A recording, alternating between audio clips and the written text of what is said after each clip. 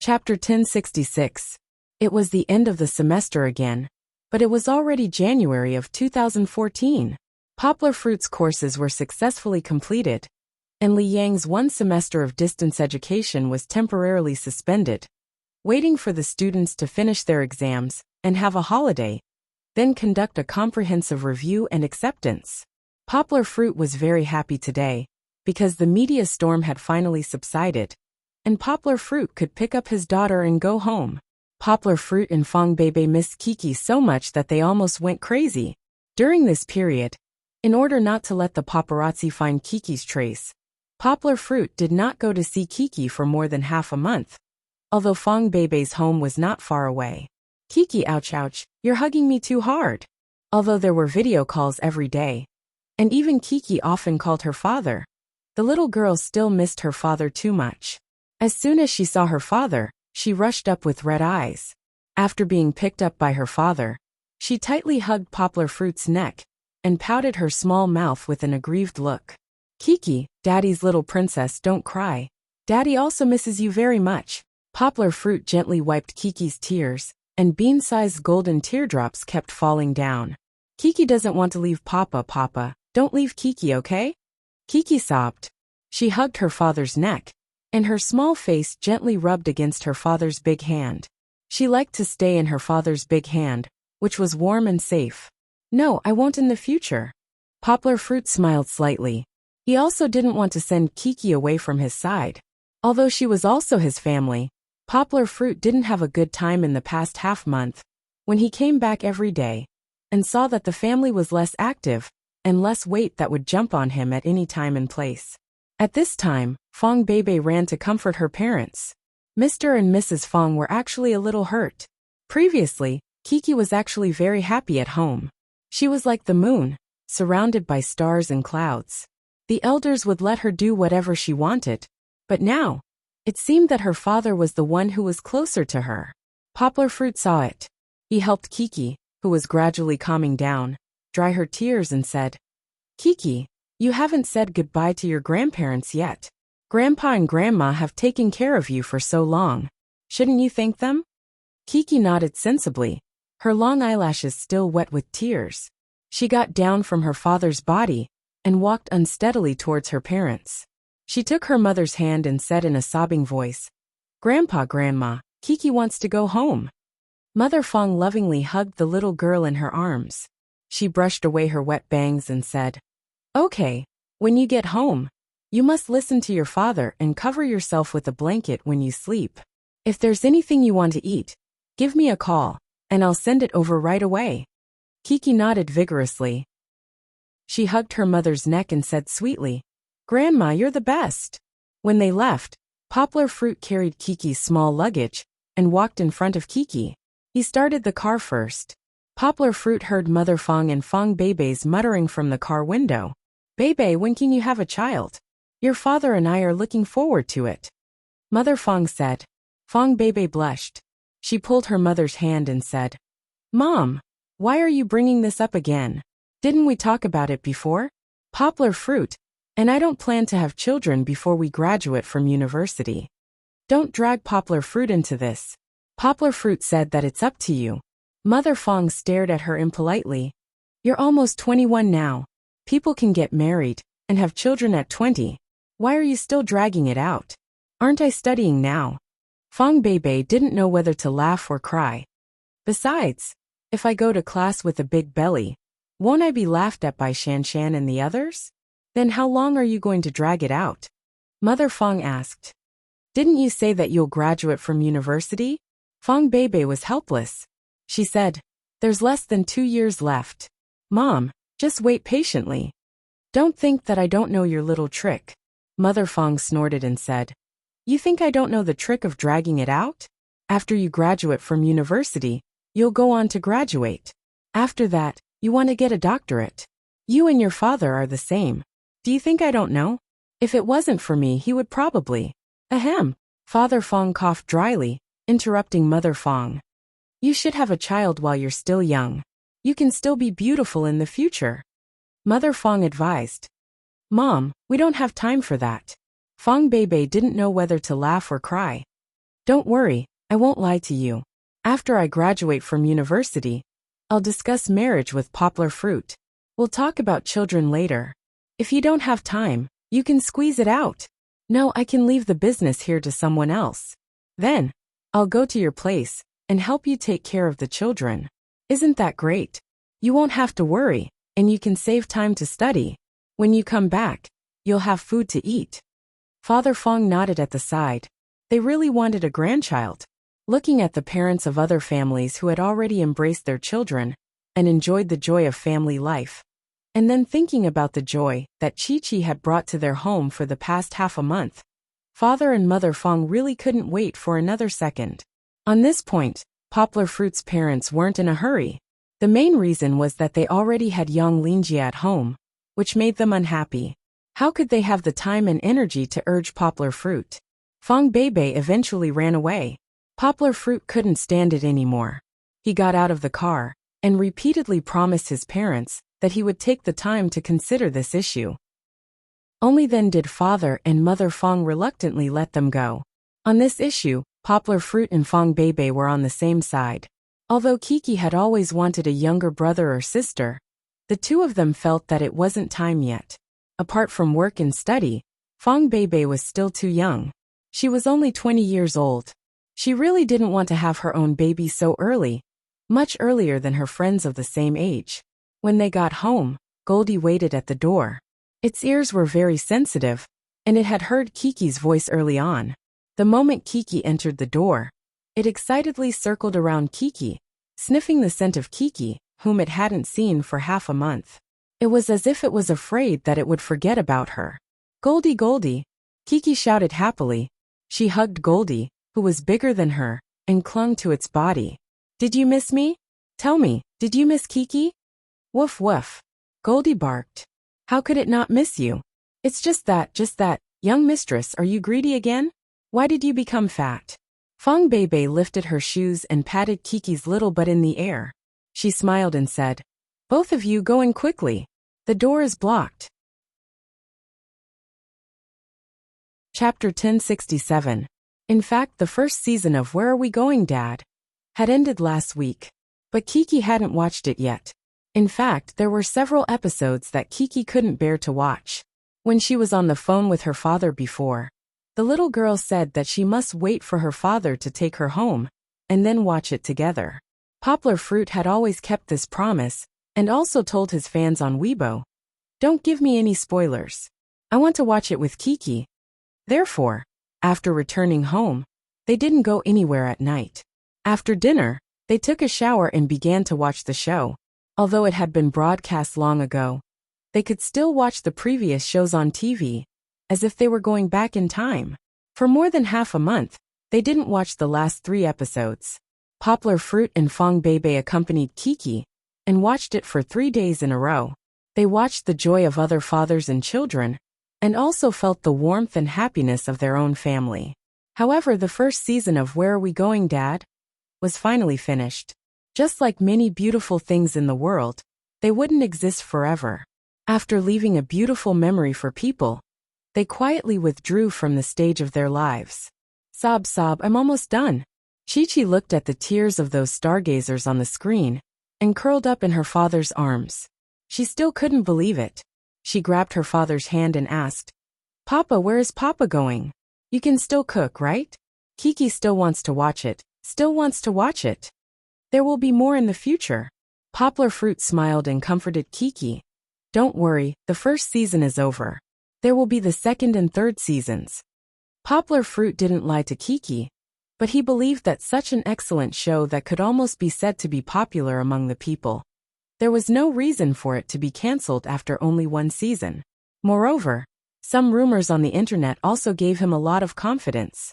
People had begun to choose the guests for the second season. Netizens came up with many different versions. Celebrities with children of the right age such as Xie Tingfeng, Zhang Jilin, and Eason all appeared. Someone even included Li Zikai, the son of the richest man in the country, Li Jiaqing. In the first season, there was a celebrity athlete like Tian Liang.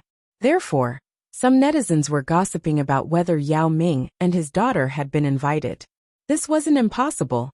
If Mango TV was really able to invite Yao Ming, who had kept his daughter hidden from the media, it would really cause a sensation in the country. There was also Poplar Fruit. No, it should be said that Kiki's fans weekly suggested that they should also ask the production team to consider Poplar Fruit. Wasn't Kiki from the Poplar Fruit family also a national cutie? However, this voice was too weak. Even they themselves felt that there was no hope. This was because Poplar Fruit had never appeared on any shows in the past year. Everyone seemed to have gotten used to Poplar Fruit's position as a scholar. Of course, there were also netizens who said that Poplar Fruit used to be a model, and a very popular one at that. If a reason had to be given, he could also replace Zhang Liang and join the second season of Where Are We Going, Daddy? However, this reason was too far-fetched. Poplar Fruit himself had said that he wasn't a professional. At most, he was just playing around. No matter what, Kiki's fans still had a glimmer of hope that Poplar Fruit would be chosen by Mango TV. There were even fans who left comments on Poplar Fruit's Weibo, angry and hateful that he didn't fight for it. Of course, for now, most of the audience was still reluctant to part with the guests from the first season and hoped that the production team would not change the guests in the next season. The original Korean show did not change many of the original guests. Kiki was the same. She held Poplar Fruit's hand and asked expectantly, "Daddy, really? Then, will Kiki be able to see brother Kimmy this weekend again?" It seemed that Kiki had misunderstood. Poplar Fruit stroked her hair and comforted her. "There won't be this weekend. The second season may have to wait for a few more months. It's okay, where can you watch without Daddy? Kiki still has Daddy here, right? Hee, when spring comes, Daddy will take you on a trip, okay?" Part of the reason for the spring outing was that Fong Beibei's birthday was also in early March. When they celebrated Fong Beibei's birthday last year, they traveled in Macau and left a wonderful memory. "Okay." Chi-Chi immediately became happy and said with a face full of expectation, "Chi-Chi wants to see a big sea of flowers, beautiful birds, and beautiful, beautiful lakes." "Who taught you to say these things?" Poplar Fruit asked with a smile. "No one taught me. Kiki learned it herself," Fong Beibei said with a smile. She reached out and held Poplar Fruit's hand and said, "Didn't Sister and Lon come over with Brother Mosquito yesterday?" After listening to Fong Beibei, Poplar Fruit knew that Chen Anlin and the others had come over to have a gathering yesterday because of Kiki's return. Before Poplar Fruit went to school and returned home, Fong Beibei dug out the photos that Poplar Fruit had taken before and asked Chen Anlin to tell the story of how she and Song Jiwen had just met. As they talked, Song Jiwen became the protagonist. He stood in the middle of the living room and gestured at the photos projected on the large screen TV, introducing all kinds of interesting things about him and Poplar Fruit's car trip the summer before last. "I think the most beautiful place I've seen along the way is Cayenne Province," Song Jiwen said with joy. "Because Sister and Lon met you in Cayenne Province at that time?" Fong Beibei covered her mouth and laughed. "Of course not." At that time, his eyes were only looking at other girls. "I dressed conservatively and wore sportswear from head to toe." She wore revealing and sexy clothes. Chen Anlin looked at Song Jiwen with some disdain and said, "That's the most beautiful scenery in his eyes. How is that possible?" Song Jiwen quibbled. "In my eyes, there's only beautiful scenery. Cayenne Zenan. Look." Song Jiwen found the photos from Cayenne Province and showed them. "The Dianchi Lake in front is fast forward. Look here, Lijianglugu Lake. How beautiful is this sea of flowers. It's leaning against the lake." He put on a pious expression. "The most beautiful thing is not the people, but this beautiful sea of flowers." The bird's wings streaked across the sky, facing the sparkling lake. "Ah, this is our hometown. Go to hell." Song Jiwen was hit by a pillow. Chen Anlin shouted crazily. "It was a good photo. Why did you make it so disgusting?" Thus, there was the scene that Kiki was looking forward to. Chi-Chi blinked her big eyes and said, "Yes, there's also that crane ropeway. We can fly over in the sky, whoosh whoosh." She still remembered the joy of riding the ropeway at that time. Poplar Fruit rubbed his chin and thought. He discussed with Fong Beibei and said, "Why don't we go there for our spring outing? We can also call Mosquito and Enlon along." I'll definitely go to Guishan province after the spring festival, because the children are about to start school. After we're done with the matters in Guishan province, you Kiki Mosquito, and the others will meet me in Cayenne province. Okay. Fong Beibei smiled and said, Brother Mosquito and the others will definitely be very happy because this can be considered their journey of love again. Chapter 1068. In 2013, Poplar Fruit made a lot of money. It was definitely more than 100 million. After all, the new translation publishing house had a total annual profit of more than 2 billion yuan. Poplar Fruit's dividends were more than 100 million yuan, almost 200 million yuan. Of course, this was also built on the foundation of Yang Guo's inhuman talent in languages and her bee-like diligence. Compared to Poplar Fruit, the other translators in the new translation publishing house were much poorer. But they were definitely not bad. That was because translators who signed a contract with the new translation publishing house and published works earned at least 100,000 yuan a month in the past year. The reason why they did not use a year as a unit was that many translators had published books for less than a year. There was still a difference between them. But this income was far more than what they used to earn as small translators. Moreover, it seemed that the future was bright.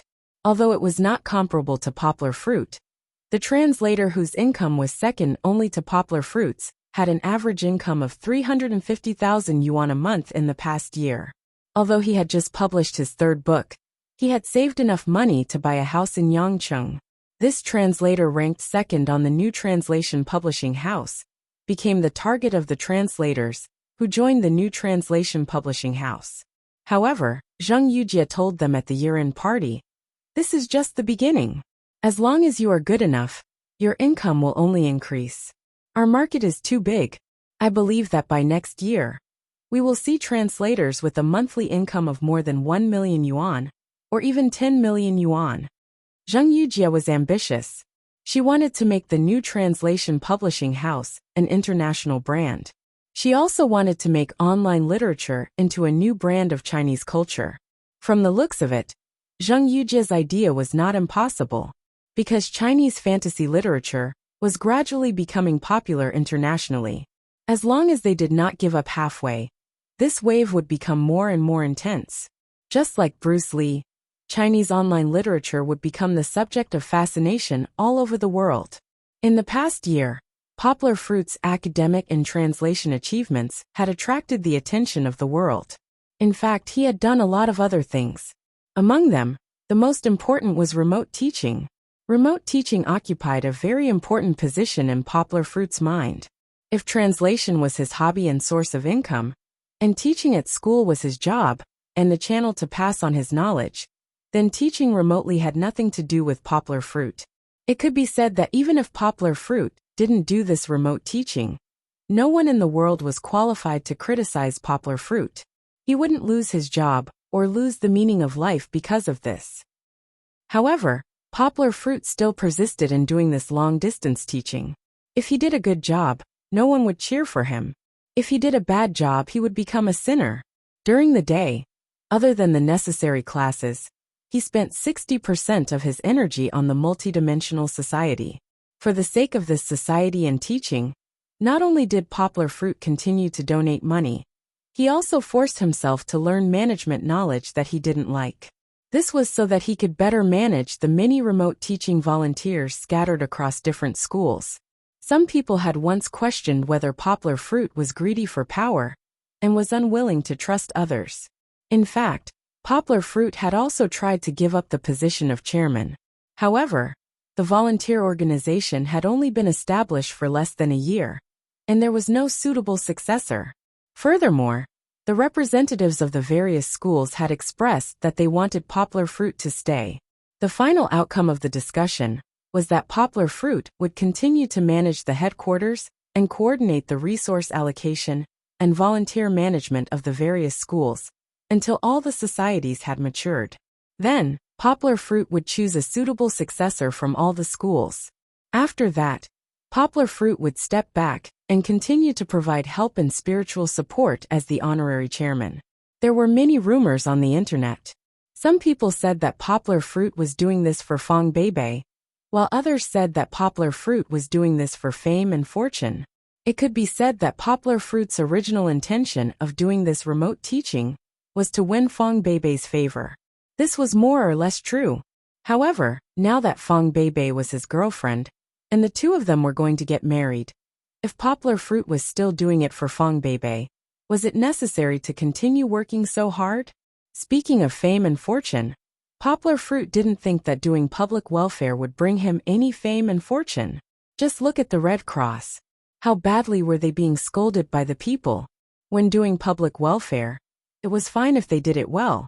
But if they didn't do it well, they would really be scolded. If poplar fruit was really chasing fame and fortune, then he might as well frequently appear on TV, or be a model at various fashion weeks. With his ability, he would have been a star long ago. Why would he do public welfare?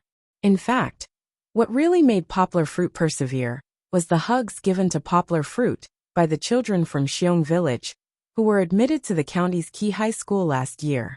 It was the children's articles compiled by the volunteers. From the articles, it could be seen that the children's dreams had changed. My dream is to be a scientist and invent a new car that can drive to the mountains. Then my grandparents can go down the mountain to buy new clothes. I want to be a doctor in the future and go back to the mountains to be a doctor because there are no doctors in the mountains. Otherwise, my mother wouldn't have died. I have to study hard and earn money in the future. Earn a lot of money. In this way, I can let my brother and my sister live in the city. I heard that there's hot water in the city without burning firewood. Poplar fruit felt that he couldn't realize everyone's dream, nor could he change the fate of the thousands of children in the mountains. However, he wanted to let these children have the key to realize their dreams and change the future through his own efforts and the efforts of more ambitious people. It was better to teach a man to fish than to give him a fish. Poplar fruit was the same. He wasn't the messenger of light and couldn't bring light to the children. However, he could point out a path for the children to walk on their own and walk out of the light. Therefore, poplar fruit continued to invest more money in the fund for remote teaching. He also appealed to the major universities in Guangdong province for more people to join the volunteer team. This winter vacation, there wouldn't be more opportunities for children in the mountains to get remote education for the time being. This was because other cities knew about it, but they were still watching. Poplar fruit also hoped to be able to fight steadily and let the remote teaching volunteer organization teach the poor students in Liang City first, so that the system and teaching model could be more perfect. Then they would seek to expand the scale.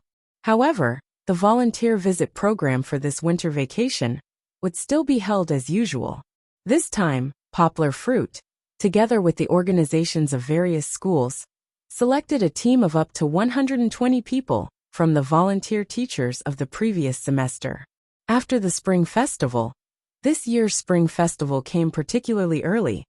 They would go to Liang City and enter the primary schools in the mountains in batches.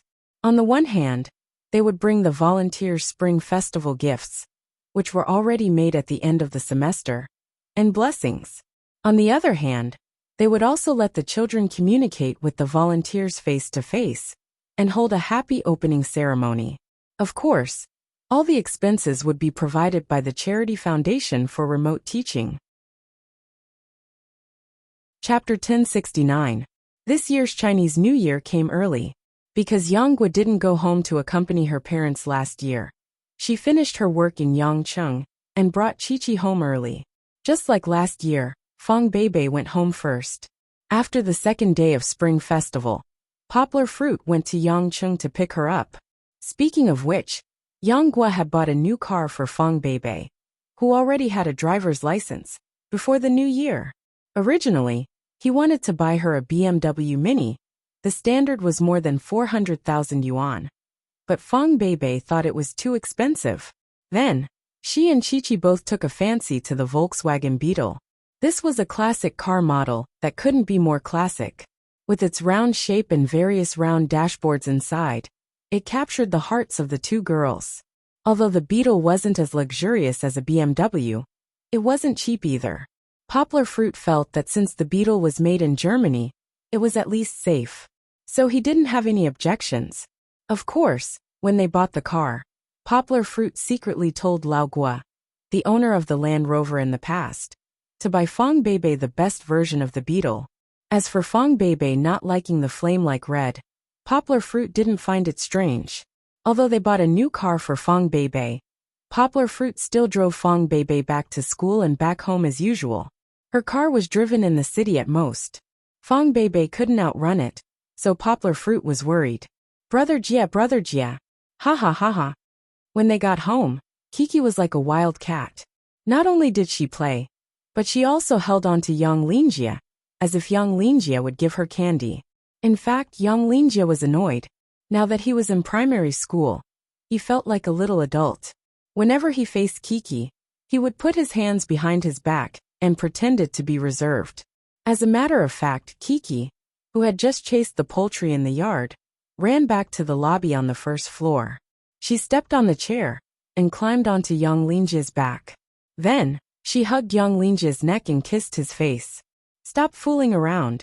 Young Linjia shook his head in annoyance, but because she was his sister, he couldn't bully her too much. Otherwise, his grandmother would beat him to death with a broom. Kiki, can't you see that I'm doing my homework? Why are you doing homework during the holidays? Kiki blinked her big eyes and asked curiously. Because this is called winter vacation homework. It's homework for the holidays.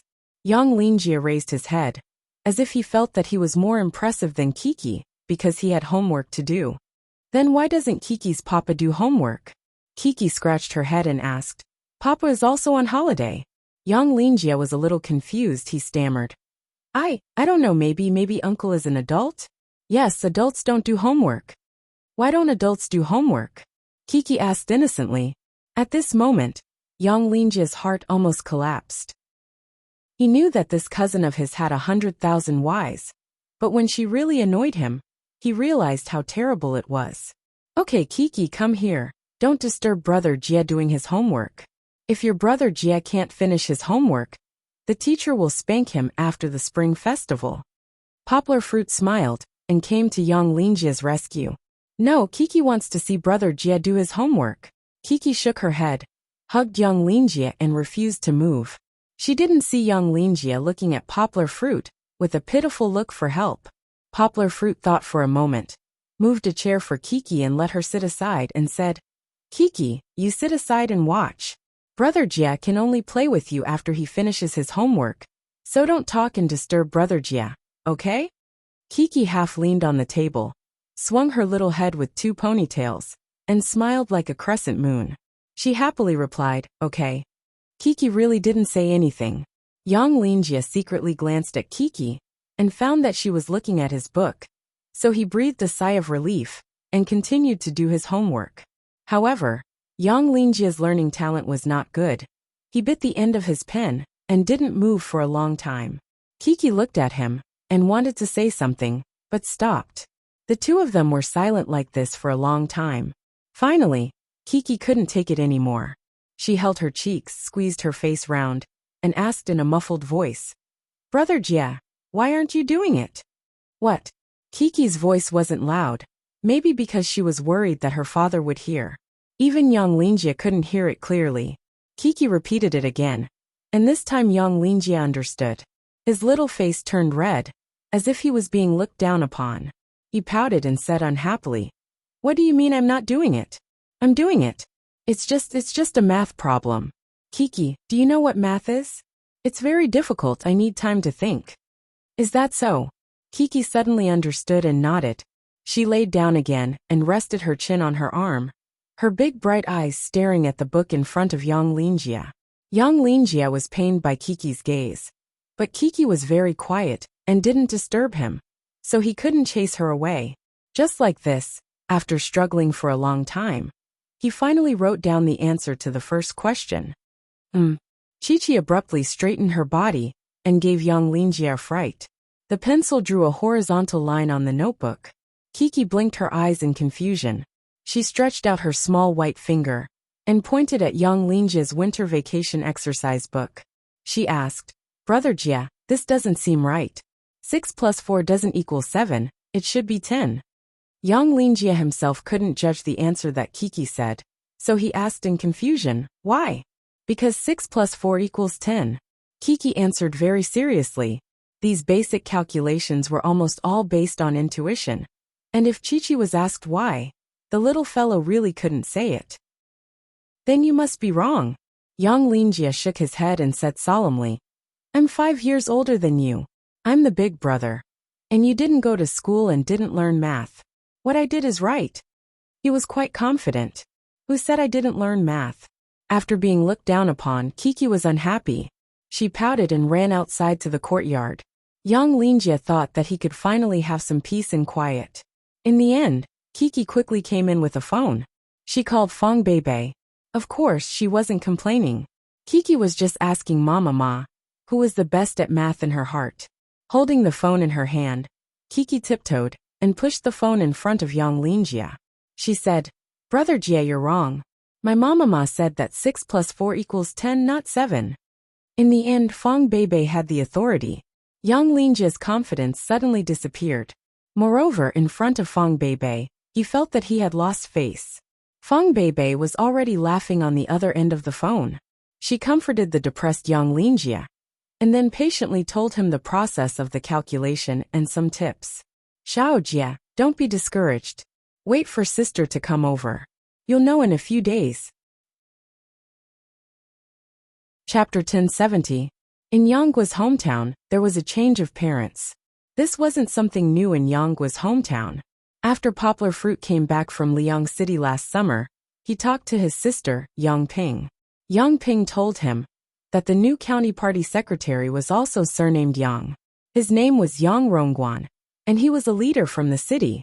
This time, when he came back and chatted with his family for dinner, Poplar Fruit asked Secretary Yang again. He was mainly concerned about the family's business. After all, when Chen Longjiang was here, he took care of the Yang family's business. Now that Chen Longjiang had left Guangdong province for a year, he did not know if there were any changes. The good influence is indeed less, but I don't see Yang Rongguan have any opinions about us. Yang Ping said. Anyway, the business will continue, and we can make a lot of money. It's normal for the growth rate to slow down.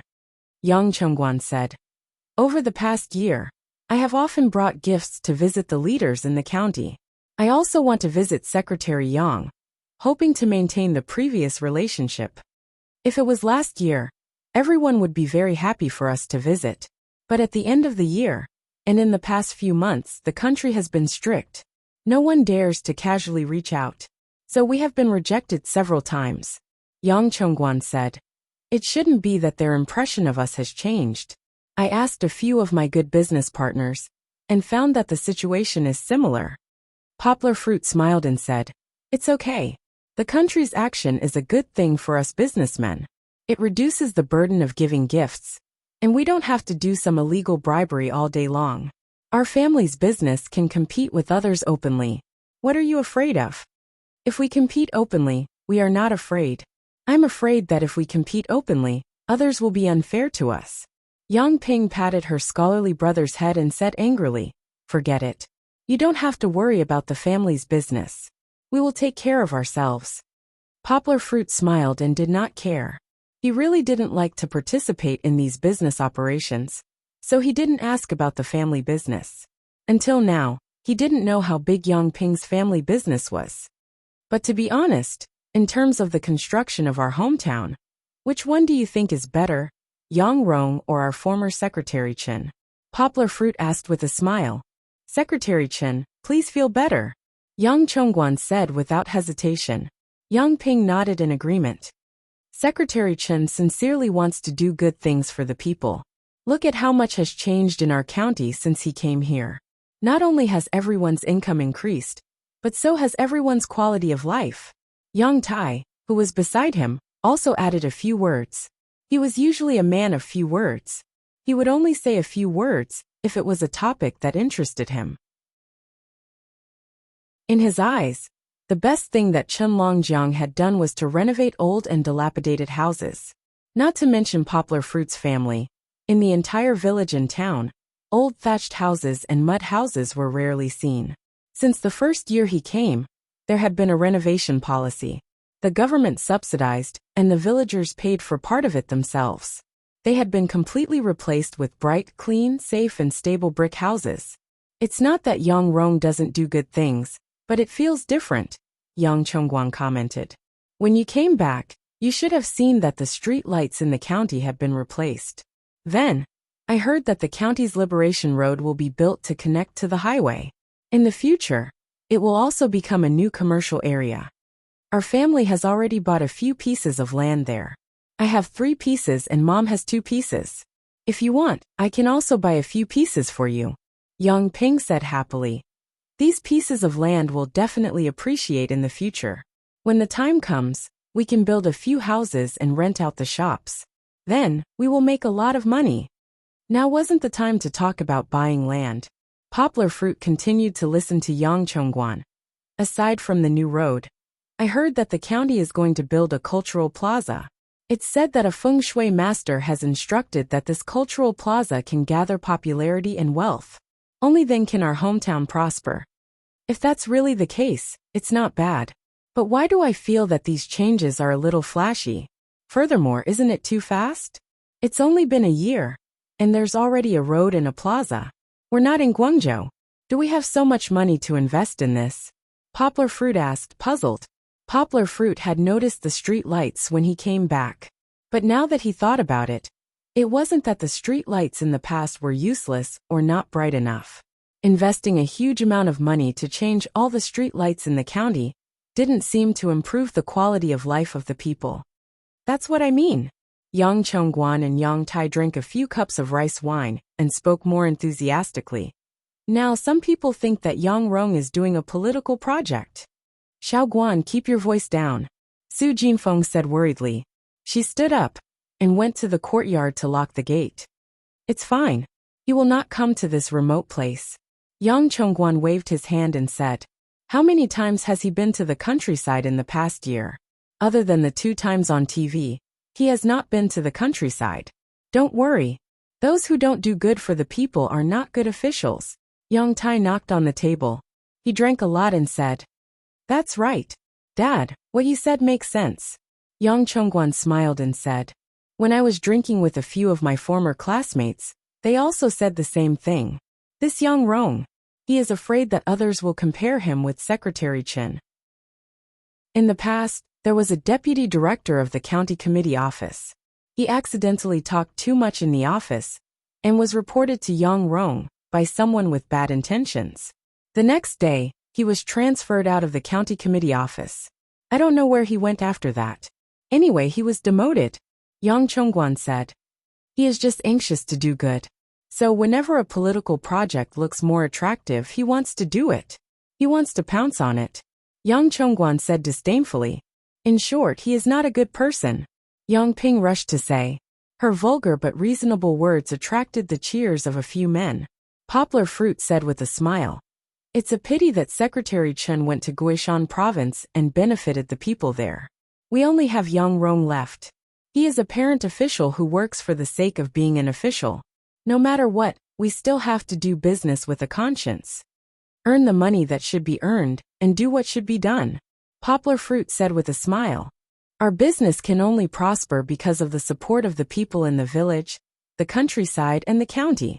Since we have money and become rich, we still have to consider doing some good deeds within the scope of our ability. I understand. I have learned before that if you are poor, you should take care of yourself. If you are rich, you should help the world. Yang Ping said with a smile. Chapter 1071. Speaking of Yang Rong arrived. However, it was not Yang Rong himself. He had sent a message to Yang Chongguan through his own people in the town, saying that he had heard that Poplar Fruit had come back and wanted to see him. After the person who came left, the Yang family's group of people sat together staring at each other. Regardless of how Yang Rong knew that Poplar Fruit had come back, Poplar Fruit and Yang Rong had no interaction. Why would Yang Rong take the initiative to meet Poplar Fruit? Yang Ping and Yang Chongguan, who were the owners of the Yang family's business, had never received such treatment. Just now, Yang Chongguan had said that his relationship with Yang Rong was lukewarm. Sometimes, When he asked to see Yang Rong might not even receive him. His attitude is really annoying. Yang Chongguan drank some wine. He was usually quiet, but now he said angrily, "Why should our Yang Gua go and see him? Who does he think he is? Is he such a big shot? If he wants to see him, why don't he visit him himself?" Okay. Yang Ping slapped him on the back and said, "Fruit will decide whether to go or not. You don't have to be an angry youth here." Poplar Fruit smiled and said, "I'll go. Why shouldn't I go?" No matter what others said about Yang Rong, since Yang Rong was the official of his parents' hometown, and he asked someone to send a message, he should pay him a visit. No matter whether he got along well with him or not, he couldn't leave a bad impression on others. After all, his sister and parents had to live and do business in the county. The next day, Poplar Fruit drove to the county by himself, with a gift in the car. It was bought by Poplar Fruit from abroad. It was a handicraft of the Eiffel Tower. It was not worth much, but it looked good. After being assembled, it was more than half a meter high and looked majestic. It was a very good decoration. In fact, Poplar Fruit had other gifts, such as the Lacoste belt, which was also bought in France. One belt cost tens of thousands of yuan. If it was Chun Longjiang, he would have given him this gift. After all, the relationship between the two families was very close. Chun Longjiang was more like Poplar Fruit's uncle, and they had a very good relationship. It's normal for a nephew to give a gift to an uncle. But forget about Yang Rong. He wasn't familiar with him. Furthermore, he was an official. If he gave such an expensive item, he would probably be charged with bribery if he was investigated. Yang Rong's figure was very different from Chun Longjiang's. He was shorter and chubbier, similar to the locals. However, he could not speak Poplar Fruit's native language, but he could speak Cantonese fluently. "Poplar Fruit, it's an honor to meet you." Poplar Fruit was surprised. When Yang Rong saw him, he was very enthusiastic. He shook Poplar Fruit's hand and said with a smile, "I've always heard of your name, but I haven't had the chance to meet you." Poplar Fruit was a little flattered. He smiled and said, "Secretary Yang, what are you talking about? What do I have to make you worry about me?" "Haha, Poplar Fruit, your surname is Yang, and so is mine. We were also from the same family 500 years ago. Since we're from the same family, I'll be frank," Yang Rong said with a smile as he tried to get close to Poplar Fruit. "You've been on the news several times. Not to mention our county. Even the leaders in the city often talk about you. It's just that you're too ungrateful. After you became famous, you didn't even go back to your hometown." Poplar Fruit didn't know whether to laugh or cry. He waved his hand and said, "Secretary Yang, don't say that. How am I famous? It was just a small achievement, but it was still insignificant. To be able to appear on the news broadcast was all thanks to the blessings of others and basking in the glory of others. I'm just a student, an ordinary student who studies knowledge. You don't have to flatter me. No matter what." Yang Rong listened and felt that it was reasonable, but he still smiled and led Poplar Fruit to the sofa to sit down. He said, "You're still a little famous in front of the people of the country. Then, you've also brought honor to all the old folks in our county. When people come here, they'll be surprised and say, 'Oh, this is Poplar Fruit's hometown.' Only a beautiful place like ours can cultivate a talent like you," Yang Rong said in a bureaucratic tone. Poplar Fruit smiled and nodded. Although he didn't agree with Yang Rong's statement, he didn't take it seriously. After chatting with Yang Rong for a while, Yang Rong began to ask if Poplar Fruit had any connections at the top. On the surface, he wanted Poplar Fruit to support the construction work in his hometown. If he knew any big leaders, he could introduce them to them. But in fact, even Poplar Fruit could feel Yang Rong's hidden ambition. Just like what Yang Chongguan said yesterday, he was trying his best to climb up the social ladder. He might not be able to bring better policies to Yang Gua's hometown, but from the looks of it, Yang Rong's self-interest was more obvious.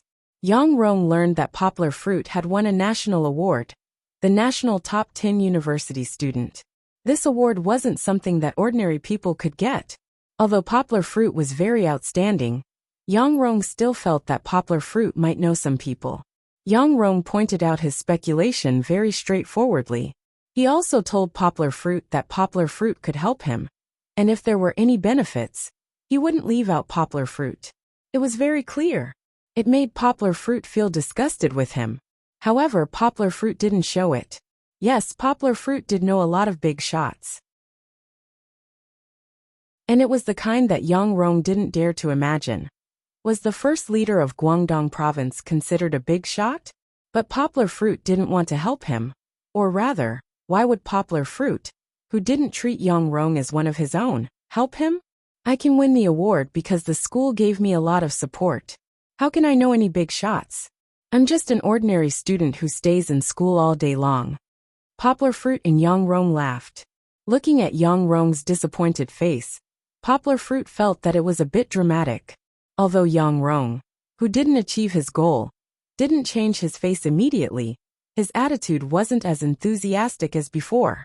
After chatting with poplar fruit for a while, poplar fruit sensibly asked not to disturb them, and wanted to leave. After all, Yang Rong was still the head of a county. He still had the magnanimity to send poplar fruit out. However, poplar fruit felt that Yang Rong wouldn't want to meet him again. Of course, poplar fruit himself didn't want to pretend to be polite with him anymore.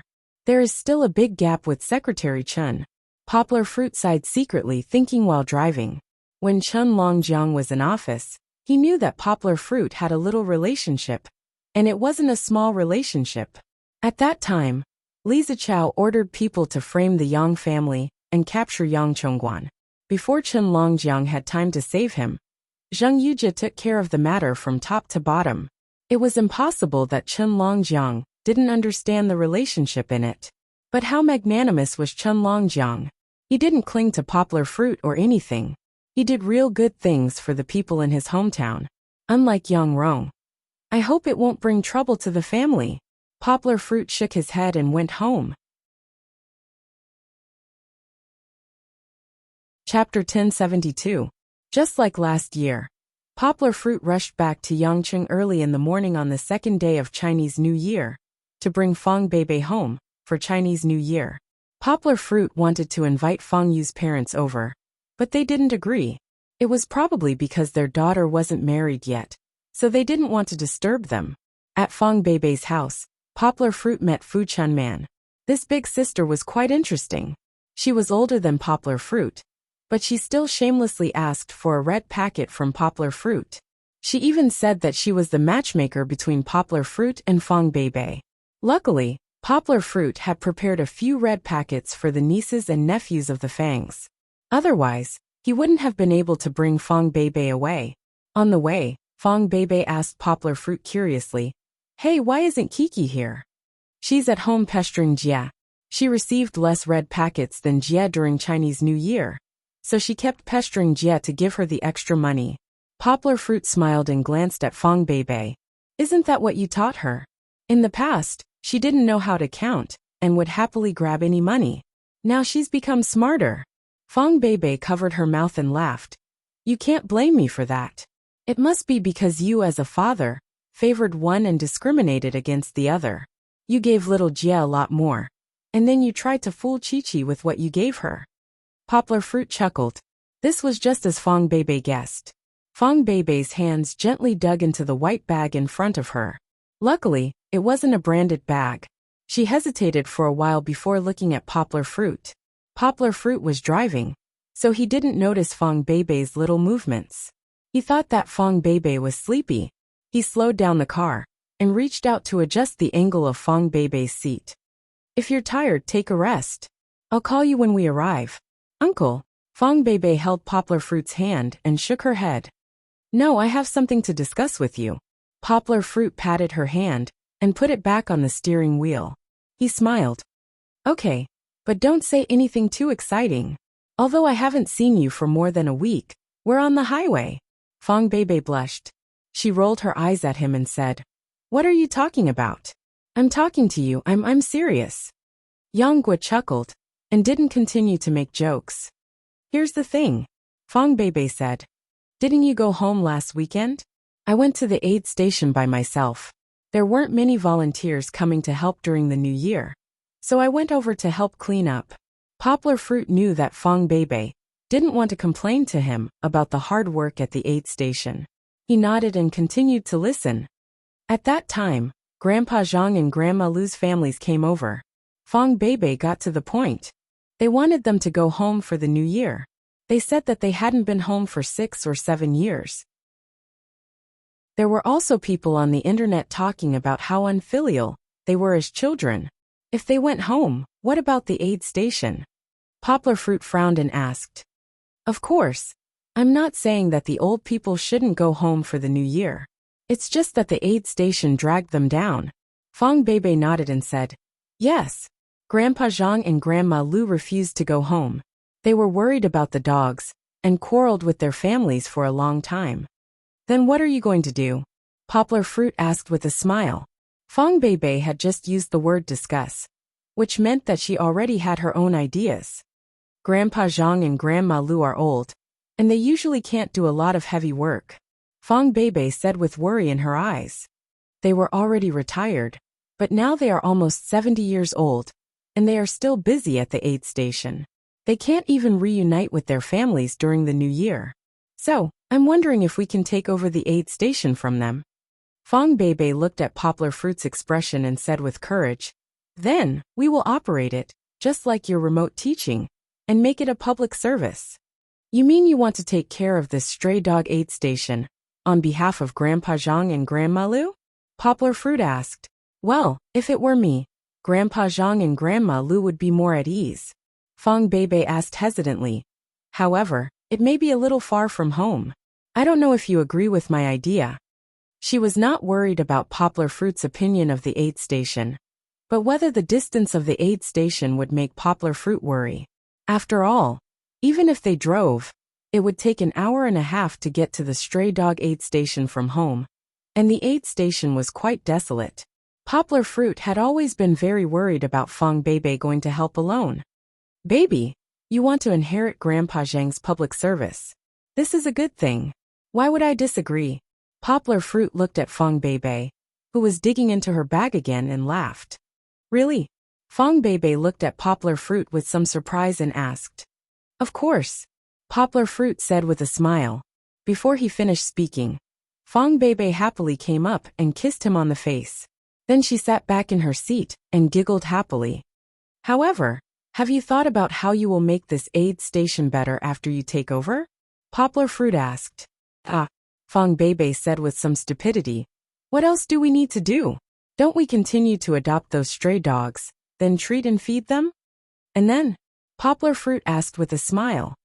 Then we will continue to invest money in rescuing more stray dogs and cats.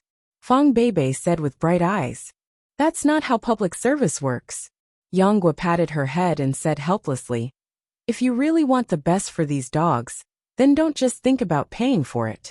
Of course we will definitely pay for it. After all, we are doing charity. Poplar Fruit said quickly as he drove. For example, while you are rescuing these stray dogs, you can also find suitable adoptive families for them. Just like how you persuaded me to adopt Goldie. But all year round, I haven't seen many people come to adopt these poor dogs.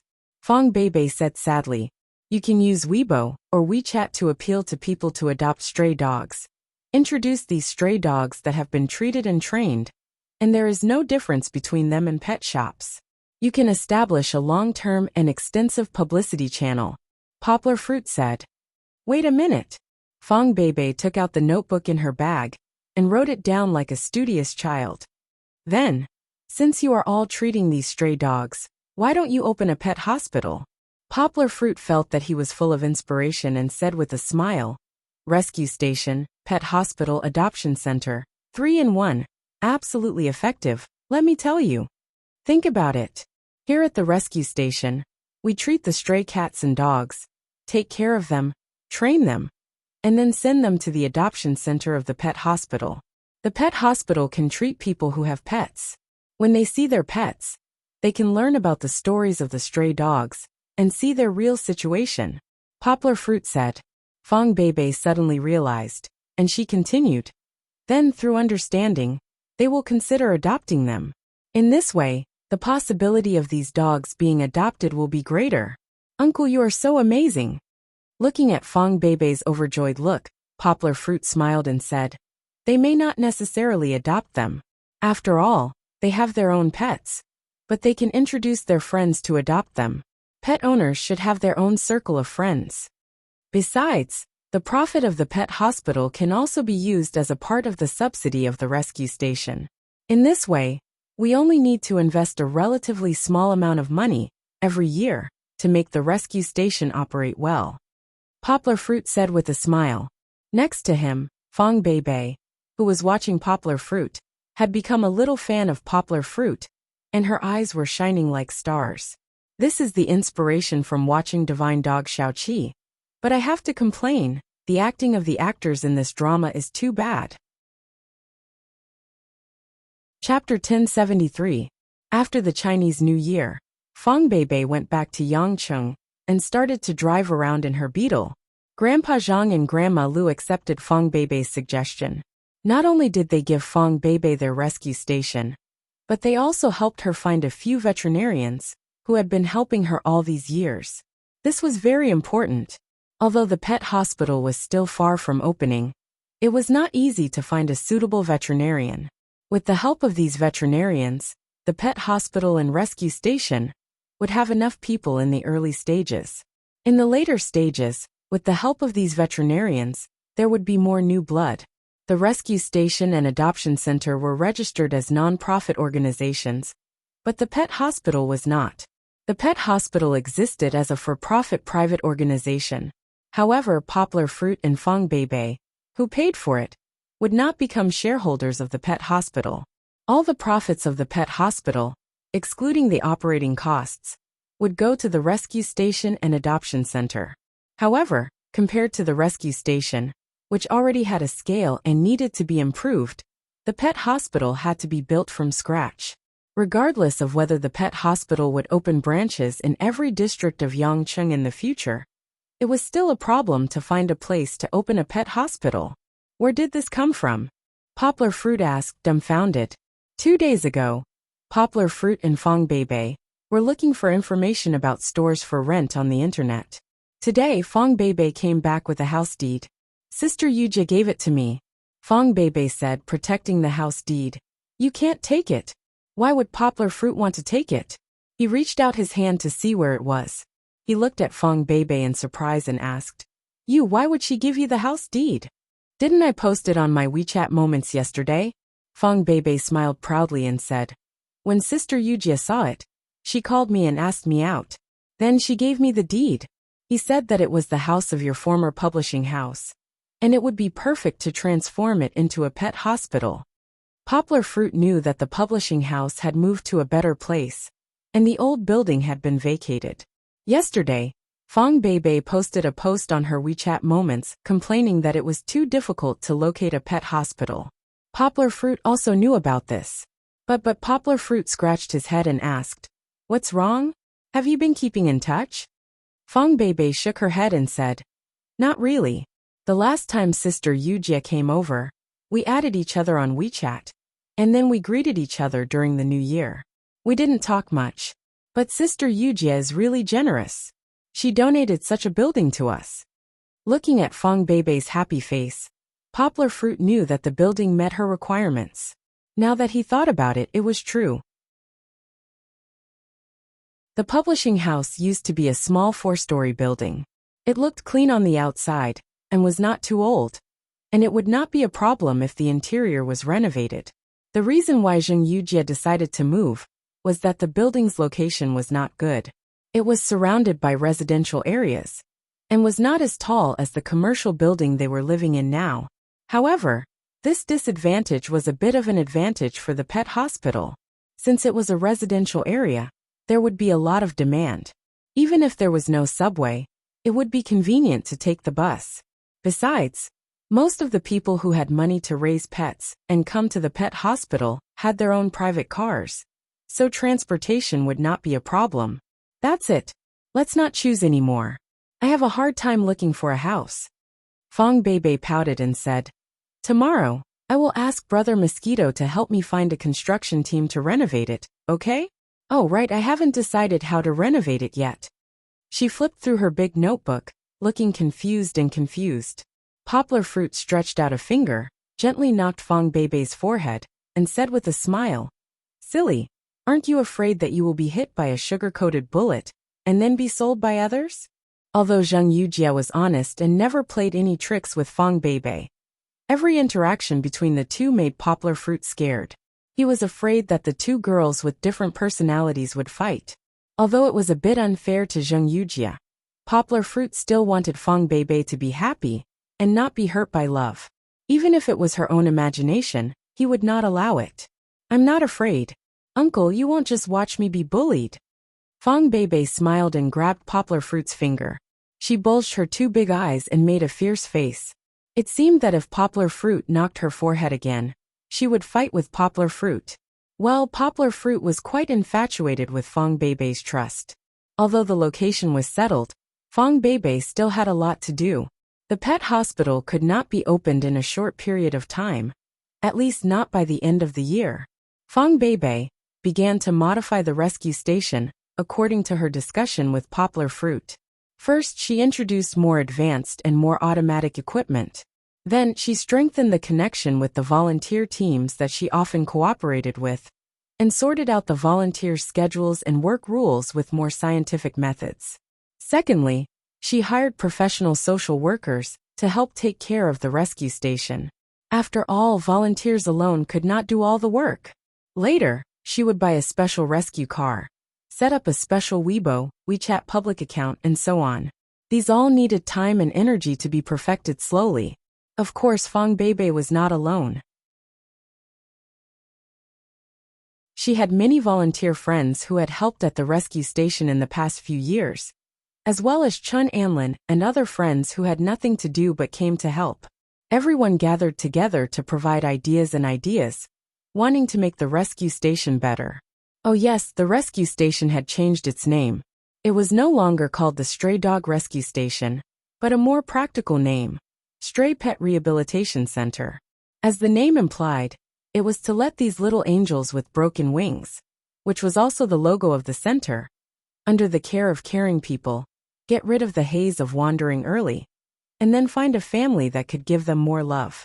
Poplar Fruit could not help much for the time being, because at the beginning of the school year, Poplar Fruit was too busy. First, he had to restart his teaching tasks for this semester, and then several universities invited him to give speeches. These had all been pushed back. At the end of the month, Poplar Fruit would lead the representatives of the remote teaching student volunteers to Liang City to bring a happy start to school for the children in the mountains. Oh, yes, before leaving, Poplar Fruit also went on a business trip to Jiangnan to have a mobilization meeting with the Chinese research team that Chen Zhongdai had mentioned before. Chapter 1074. Poplar Fruit arrived at Jiangnan University early in the morning. Although he did not see them in person, when Poplar Fruit saw the nameplates on the conference table, beads of sweat immediately appeared on his forehead. They were all famous great scholars. For example, Professor Yuan Xinlin from the Department of Chinese at Beijing University. Not only did he publish many works on ancient Chinese studies, but he also served as the dean of the Chinese Traditional Culture Research Center of Beijing University. Professor Lu Shufeng from Shuimu University. In the 1990s, he took the lead in promoting the exchange between Chinese and Western scholars, and promoted the spread of Chinese traditional culture. He was also an honorary professor at the University of Cambridge in England. There were more than 10 other great scholars like these two, who were at a height that even Chen Zhongdai had to look up to. There was also a retired professor from Dongshan University. Although he had retired from teaching, he had never stopped writing. Now, he was serving as a consultant for the country's cultural and educational affairs. The reason why Poplar Fruit was surprised and terrified was because he had read a lot of works by Chinese scholars in order to write his thesis. Most of them were works by these authoritative experts. If he were to say that he was an ant trying his best to climb up in the field of Chinese language research, then these scholars were mountains that he could only look up to. This was not an exaggeration. Compared to other languages, Chinese and Chinese traditional culture was as vast as the ocean. Poplar Fruit was only at the beginning, and he had not been able to study it in depth. However, compared to most of the Chinese students, Poplar fruit was the tallest among the shorties. It couldn't be helped. Utilitarian university training. These traditional cultures that had little commercial value in modern society were far less attractive than chicken soup for the sole articles that groaned about nothing. Poplar fruit finally understood why the professor said he was lucky to be able to stand side by side with these scholars who received subsidies from the state council. Poplar fruit was terrified and excited. The old professors came in one after another.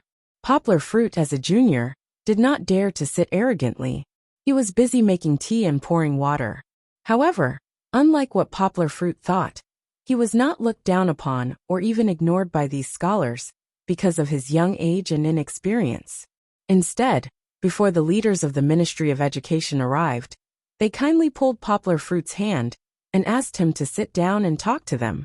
Of course, at the beginning, they tested Poplar fruit to see if he was the real inventor of the word-splitting method. They wanted to see if he had real talent. In the end, Poplar fruit answered smoothly, which made the old professors very satisfied. "It's a pity to stay at Higashiyama University," said Professor Yuan as he patted Poplar fruit's shoulder and said, "English major. Why don't you go to a university in Beijing? With your talent, you can choose any university in the country, including our capital university. You can choose any university you want. You have to know that in terms of academic atmosphere and heritage, the focus of the country is in Beijing. Yes, come to Shuemu University. Shuemu University's Chinese department is the best in the country," said Professor Lu Shufeng. "Poplar fruit, if you come, I can personally be your doctorate supervisor. Just say yes, and I'll call someone to send you an invitation." This was blatantly poaching. Professor Yin of Higashiyama University acted as if the chaos in front of him had nothing to do with him.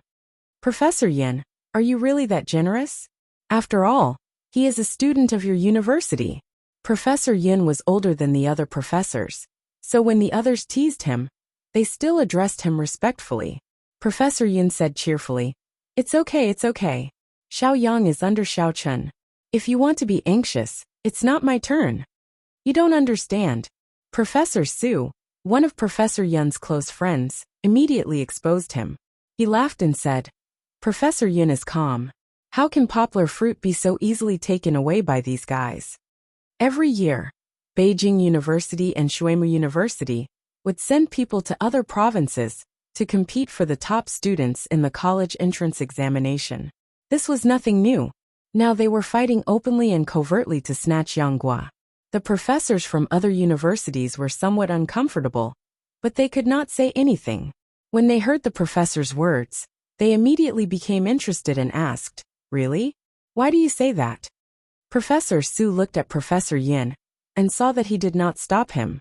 He smiled and said, "Harvard University didn't even succeed in poaching Poplar fruit. What do you think Beijing University and Shuemu University can attract Poplar fruit? Harvard rejected him. Harvard wants to poach Poplar fruit?" The first question was a cry of surprise, but the second question was a question of doubt. "It's obvious that you don't read foreign journals."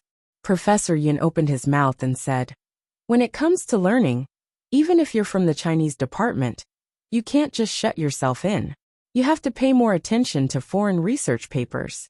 Don't think that just because our country's research is the best." Poplar fruit's paper was published abroad. Professor Su skipped Professor Yin's preaching and explained to the others, "It's a Harvard journal. Last November, they told the media that they wanted to recruit Poplar fruit. The media doesn't count, right? The media is always fooling people. Maybe it's our own translation that made a mistake." A professor asked in confusion, "For so many years, I've never seen Harvard take the initiative to recruit a Chinese student. Old Chun, you can't look at things with your old eyes." Professor Su laughed and said, "It's true. They even sent the acceptance letter. Professor Yin told me about it during Chinese New Year. He was so happy. Isn't it?" Everyone could see the smile on Professor Yin's face. It made them clench their teeth. However, the old men were not done gossiping. Poplar fruit was being asked questions by a few professors. The old men listened with great interest as Professor Su continued. "Actually, It's not because of Higashiyama University's long history, strong strength, and interesting. Why is that? Is it because of Professor Yin? A professor asked with a smile. He said it with a hint of flattery. It has nothing to do with Professor Yin. Professor Yin retired a long time ago. Even if he stayed at Higashiyama University, Poplar Fruit might not become Professor Yin's student, Professor Su said. Old Su, how do you know? I really like Little Yang. Who knows? Maybe I'll be hired back to be Little Yang's teacher. Old Professor Yin said with a sly wink like a child. Come on, you're already 85 years old. Why don't you stay in Jiangnan to recuperate? Why go to Yangqing to teach students? Professor Su was not young, but in front of Professor Yin, the pot calling the kettle black was still the same. The other old professors also laughed and said, Professor Yin is a man of noble character. He's dedicated to teaching students. Chapter 1075. Professor Yin stopped joking. He laughed heartily and waved his hand. I'm getting old. I don't have the energy to be a teacher anymore. There was one thing that Professor Yin did not tell them. Even though he would not return to teaching, his student, the most senior professor in Higashiyama University's Chinese department, who was also the teacher who taught Poplar Fruit, would take over his responsibility of teaching Poplar Fruit. This year, Poplar Fruit would graduate with a PhD. Higashiyama University would continue to arrange for Poplar Fruit to pursue a PhD in Chinese. Since Poplar Fruit had this level, Higashiyama University would naturally spare no effort to train him. Therefore, Poplar Fruit was not his student, but he was still his student. That was not bad. Double PhD was an unattainable goal for many people. There were very few people in China who could achieve this level. However, for Poplar Fruit, it was obviously not a big problem. If it's not Professor Yin, then what's the reason? A few old professors asked nosily. Girlfriend. Stupid. Professor Su pointed at them and laughed. His girlfriend is also from Higashiyama University? A few old professors suddenly realized. They immediately laughed and said, If that's the case, we won't poach Poplar Fruit. We'll poach his girlfriend. Poplar Fruit will be coming soon, right? Poach his girlfriend? Professor Su shook his head and sighed. Do you think it's easy? His girlfriend is a mathematics genius who won the special prize of the American Mathematical Modeling Competition for 2 years. The mathematics department treats her like a treasure. Do you think you can just poach her like that? The professors usually did not read the gossip on the internet. Now they were at a disadvantage. However, they were just joking. Now they praised. Is that so? Then these two children would be incredible. They're both geniuses. Golden boy and jade girl. Professor Su commented. This is something we can't be envious of. I can only say that Higashiyama University's grave must have been on fire in its previous life. Even if there was a big fire and green smoke, it wouldn't have been able to exchange for such good luck. Old Professor Yin stroked his beard and smiled indifferently. Even though he was extremely pleased with himself, he did not reveal the slightest bit of it on his face. When they were almost done, the leader of the Ministry of Education, who had rushed over from Beijing, began to preside over the meeting. He briefly introduced some of the macroscopic goals that everyone knew about. The main goal of this research team is still the word-splitting method that Xiaoyang proposed. The word disassembly method is a brand new but promising Chinese teaching theory. This is something that everyone has already verified. The leader smiled and said, But how can we further improve this word-splitting method, make it more compatible with real-life teaching, and make Chinese learning easier? I'll have to trouble all of you. I'm not an expert, so I don't have any good suggestions to give everyone. I'm just here to deliver the instructions of our country's leaders. The reform and innovation of Chinese teaching is not only a method of innovation, but also the hope of our country's more than 5,000 years of excellent culture to spread around the world. The merit is now, and the benefits are in the future. The leader said seriously. Everyone, our country, our people, and our president all attach great importance to this discovery. We also hope that it can truly become an important help for the spread of Chinese culture, and for the Western world to understand our country. Therefore, everyone must pay attention to it, unite, and strive to put this theory to use as soon as possible, the leader said in the end. Everyone knew how to be polite and understood the principles. The leader spoke a lot, but in reality, only Poplar Fruit listened attentively. The other professors just smiled and clapped. They were not very excited. For them, instead of listening to these emotional words, it was better to spend more time discussing how to do this research. Fortunately, in the field of expertise, the leader could not get a word in edgewise. He could only listen with a smile.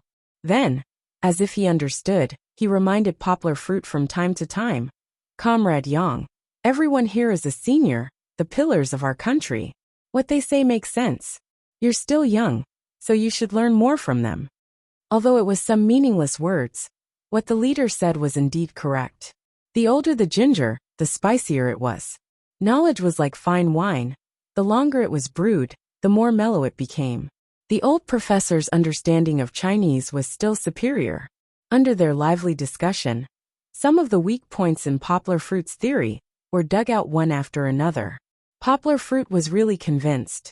Although his talent could be described as monstrous, Chinese was not something that he could learn thoroughly by reading books for a year. Under the guidance of the old professors, Poplar Fruit realized that he was actually still half a bucket of water. He urgently needed to improve in all aspects. However, after the leader left, Poplar Fruit found a problem.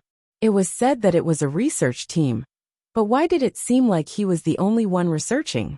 To be precise, it seemed like Poplar Fruit was researching his theory, and the old professors were researching him?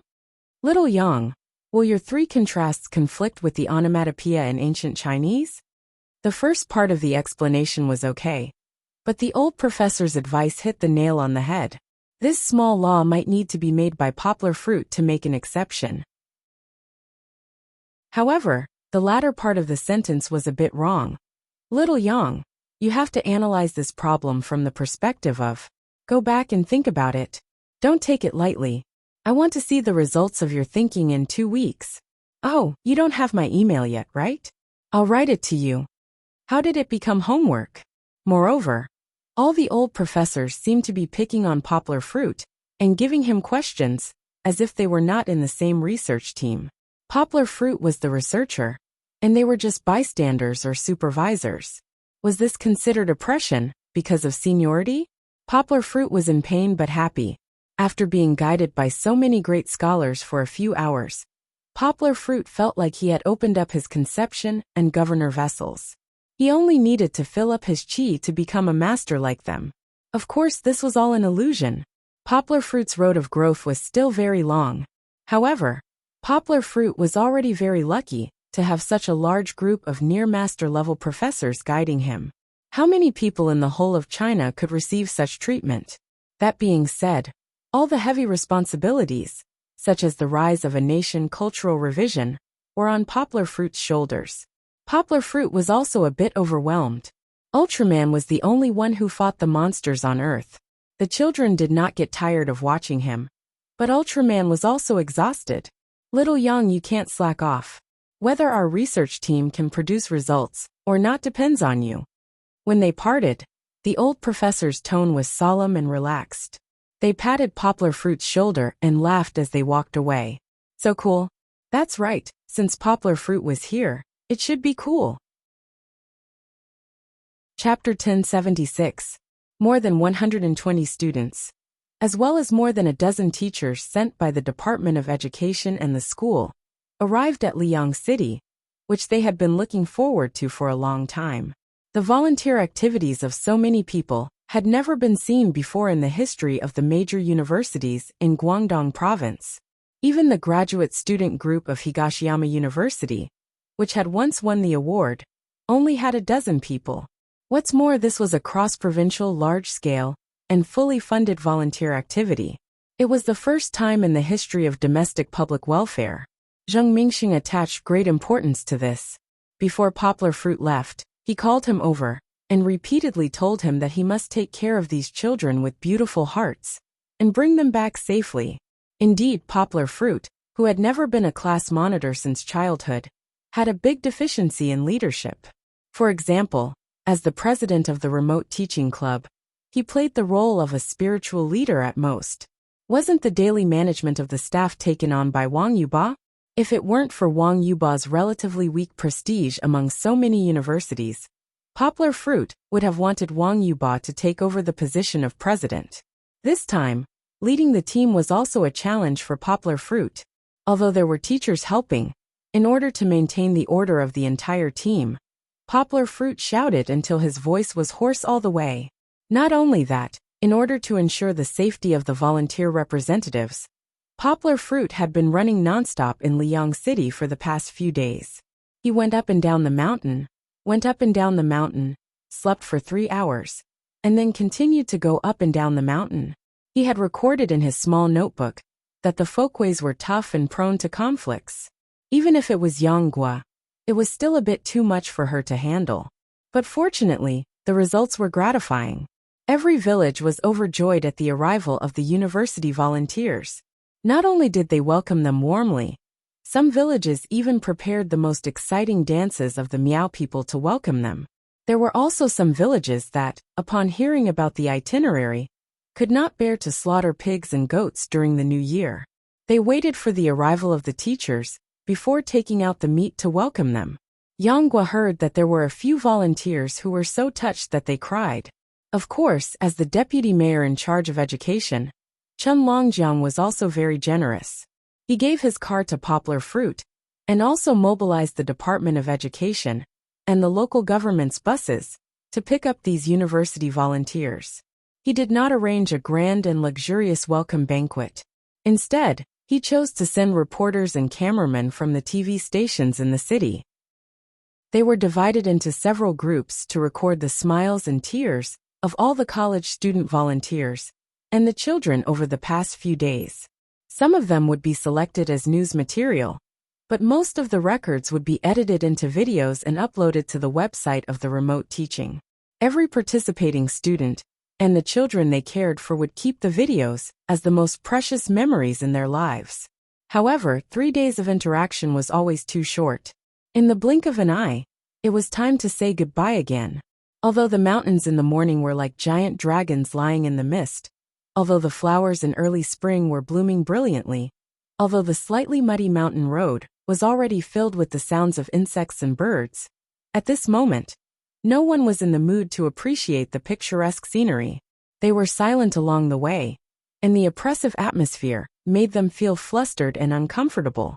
Similar to the situation in many villages and villages in the city, all the children in the Xiong family village's school had their hands held by the adults as they walked for an hour on the mountain path, sending these big brothers and sisters who brought them endless joy down the mountain.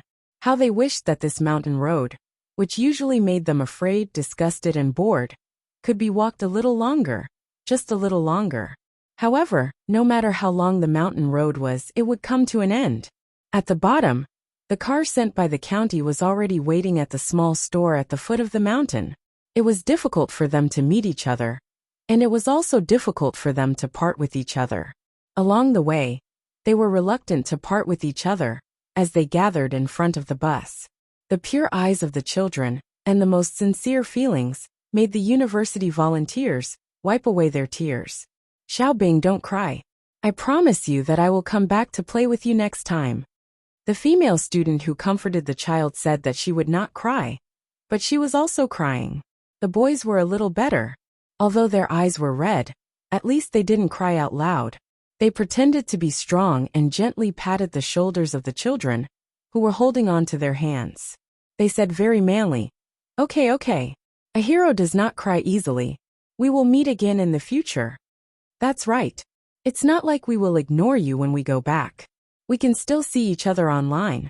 When that time comes, don't let me catch you two mischievous rascals secretly copying other students' homework. But now all these deterrents were useless. The two mischievous rascals were also wiping their tears and smiling brightly without their front teeth. On Poplar Fruit's side, Xiong Xiaofeng and the other kids were also holding on to his hand reluctantly.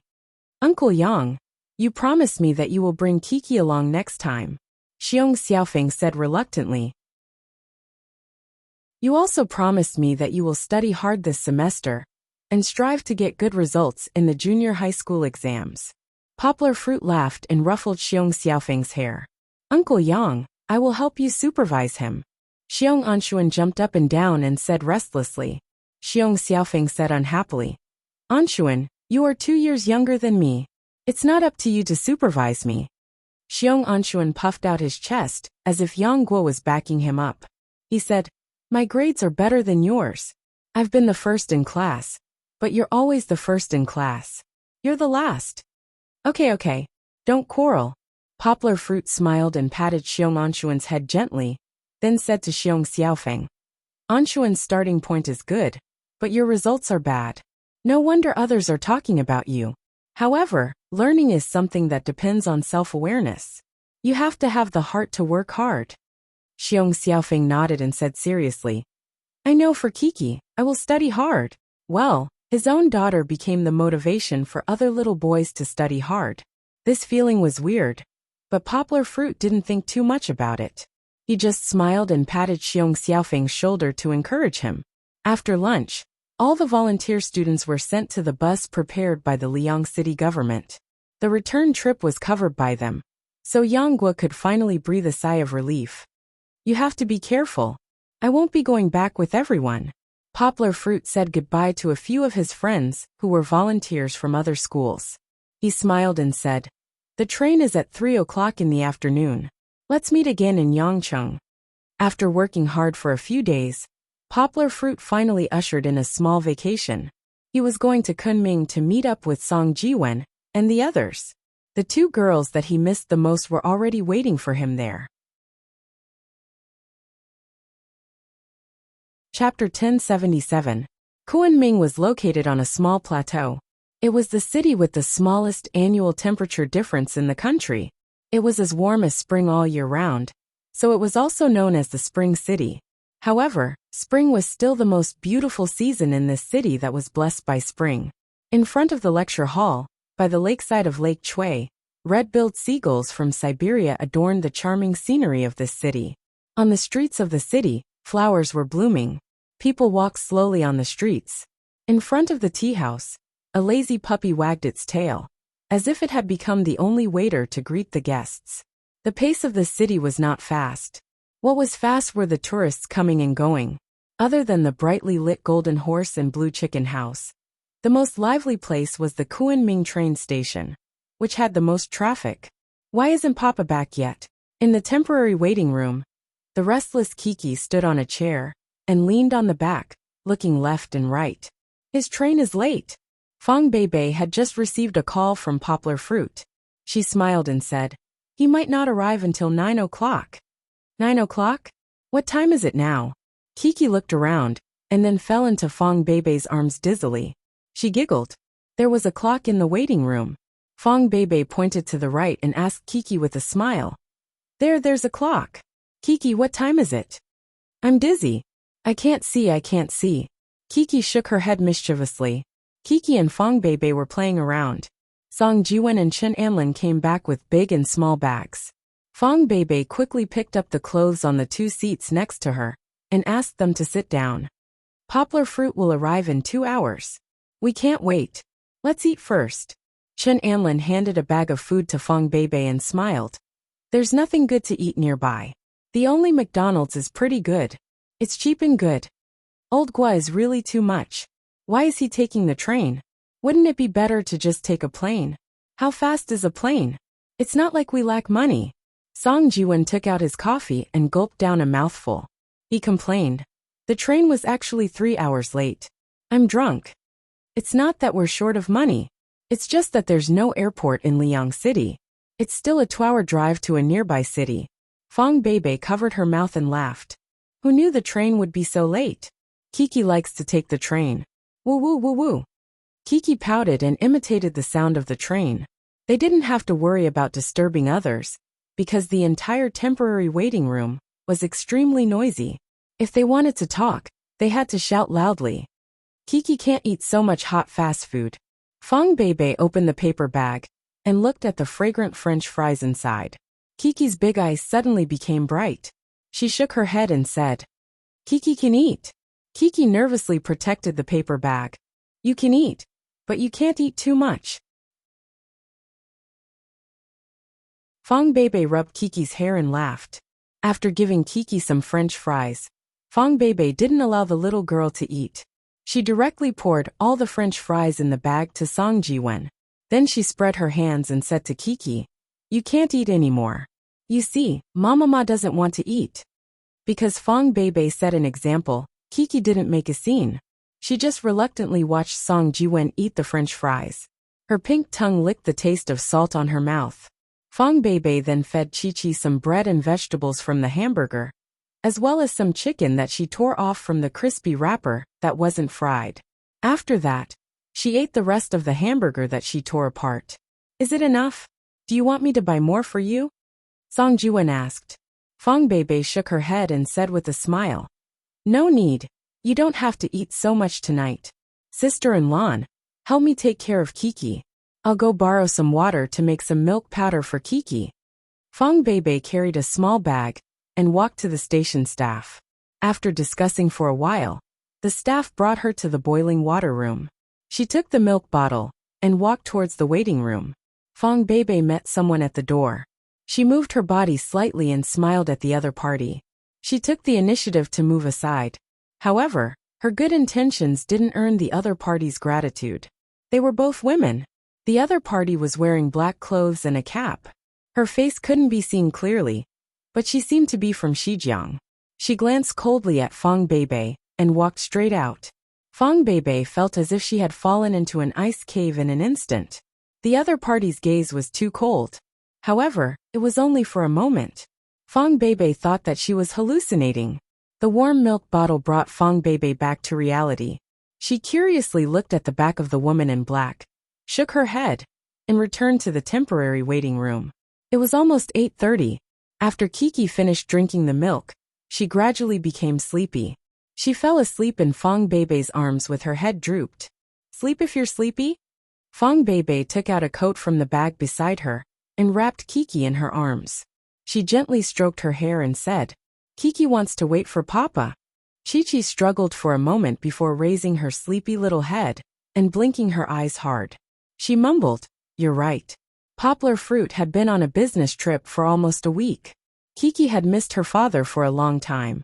Today, she was so happy to welcome her father. How could she bear to sleep? In the past, the little fellow was not so tenacious. Today, she calculated the time by herself. There was less than an hour left. She would be able to see her most beloved Papa soon. She had to wait. Thus, Kiki nestled in the warm and comfortable arms of Mama Ma. She smacked her lips and waited with her eyelids that were about to fall. Finally, after an unknown amount of time, Fong Bebe's phone vibrated. Fong Bebe picked up the phone and handed it to Chin Anlin, indicating for her to listen because Kiki had just closed her eyes. In the end, she was still a child. After waiting for a while, she was drowned by sleepiness. Looking at the corner of Kiki's mouth curled up, she wondered if she had met her father in her sleep. Otherwise, how could she be so happy? "Baby, I'm almost there. The train is about to enter the station." Poplar Fruit's hearty laughter came from the phone. "Brother Yang, I'm in lawn." Chin Anlin chuckled and said in a low voice, "Don't be too loud. Kiki just fell asleep." "Well, where are you? I'll get off the train and find you later. You don't need to come over." Poplar Fruit laughed. Brother Yang said that we don't need to go to the station to pick him up. He'll get off the train and come over directly. Chen Anlin lowered her voice and said to Fong Bebe. The main reason was that Kiki was sleeping. If they moved now, the little fellow might wake up. Fong Bebe was still hesitating. She was the same as Kiki. She missed Poplar Fruit very much. She couldn't wait to see him when Poplar Fruit got off the train. Song Jiwen waved his hand and took the phone from Chin Anlin. He told Poplar Fruit the location of the temporary waiting room they were in, and then hung up the phone. "How old are we now? He'll come over by himself." Song Jiwen laughed. Chapter 1078. The temporary waiting room was actually very large. There were 2 glass doors that were always open. The smaller one led to the corridor at the back, and after walking up half a flight of stairs, one could reach the toilet on the middle floor. The big door was the entrance and exit, and all the entrances and exits were in that direction. Passengers waiting for the bus, and taking the bus came and went. Even though it was almost 10 o'clock, it was still very lively. Because the main entrance was too noisy, Fong Beibei and the others chose to sit in a seat closer to the smaller door. However, Fong Beibei could not sit still. At first, she just kept looking back. Later, she stood up with the sleeping Kiki in her arms and looked at the main entrance. However, she could not see Poplar Fruit's figure. It's been so long since we got off the train. Why isn't he here yet? Fong Beibei muttered. Actually, it was not that long. Only 10 minutes had passed. Beibei, you're almost turning into a rock. Song Jiwen laughed. Immediately, he was poked in the lung by Chen Anlin. Chen Anlin retracted his elbow, glanced at him, and snorted. Don't make fun of Beibei. What was Poplar Fruit doing at this time? It was the peak hour for people to get on and off the train. Although the train station had a mechanism to divert people, Poplar Fruit squeezed through the crowd and walked toward the temporary waiting room. Then, he entered the sea of people rushing to catch the train. Poplar Fruit was moving against the flow of people. People were pushing against each other. Even if he was skilled in martial arts, he could only squeeze against the wall and move slowly. Even though he was anxious and kept apologizing loudly, Poplar Fruit was still moving at the speed of a turtle. Excuse me, excuse me, excuse me. Finally, there was a gap in the sea of people driving the train. The front was spacious, and Poplar Fruit could see the door of the temporary waiting room. We're almost there. Poplar Fruit's gloomy heart finally brightened. The train was late, and the crowd was crowded. Poplar Fruit's mind couldn't stay still. He flew to his girlfriend and daughter's side early. However, he felt an inexplicable throbbing from his heart to his spine. Poplar Fruit's pupils suddenly shrank. This feeling was so familiar. But before Poplar Fruit could think about it, the crowd in front of him became chaotic. With only a slight delay, screams and cries for help could be heard from the temporary waiting room. Poplar Fruit's heart pounded even harder. There was a feeling of suffocation, just like the feeling he had when he and Alan encountered assassins in the United States. However, this time, his heart was not palpitating because of the threat of survival, but because of the safety of the person he loved the most. Fong Beibei and his daughter were still inside, and Song Jiwen and Chen Anlin. Murder, murder.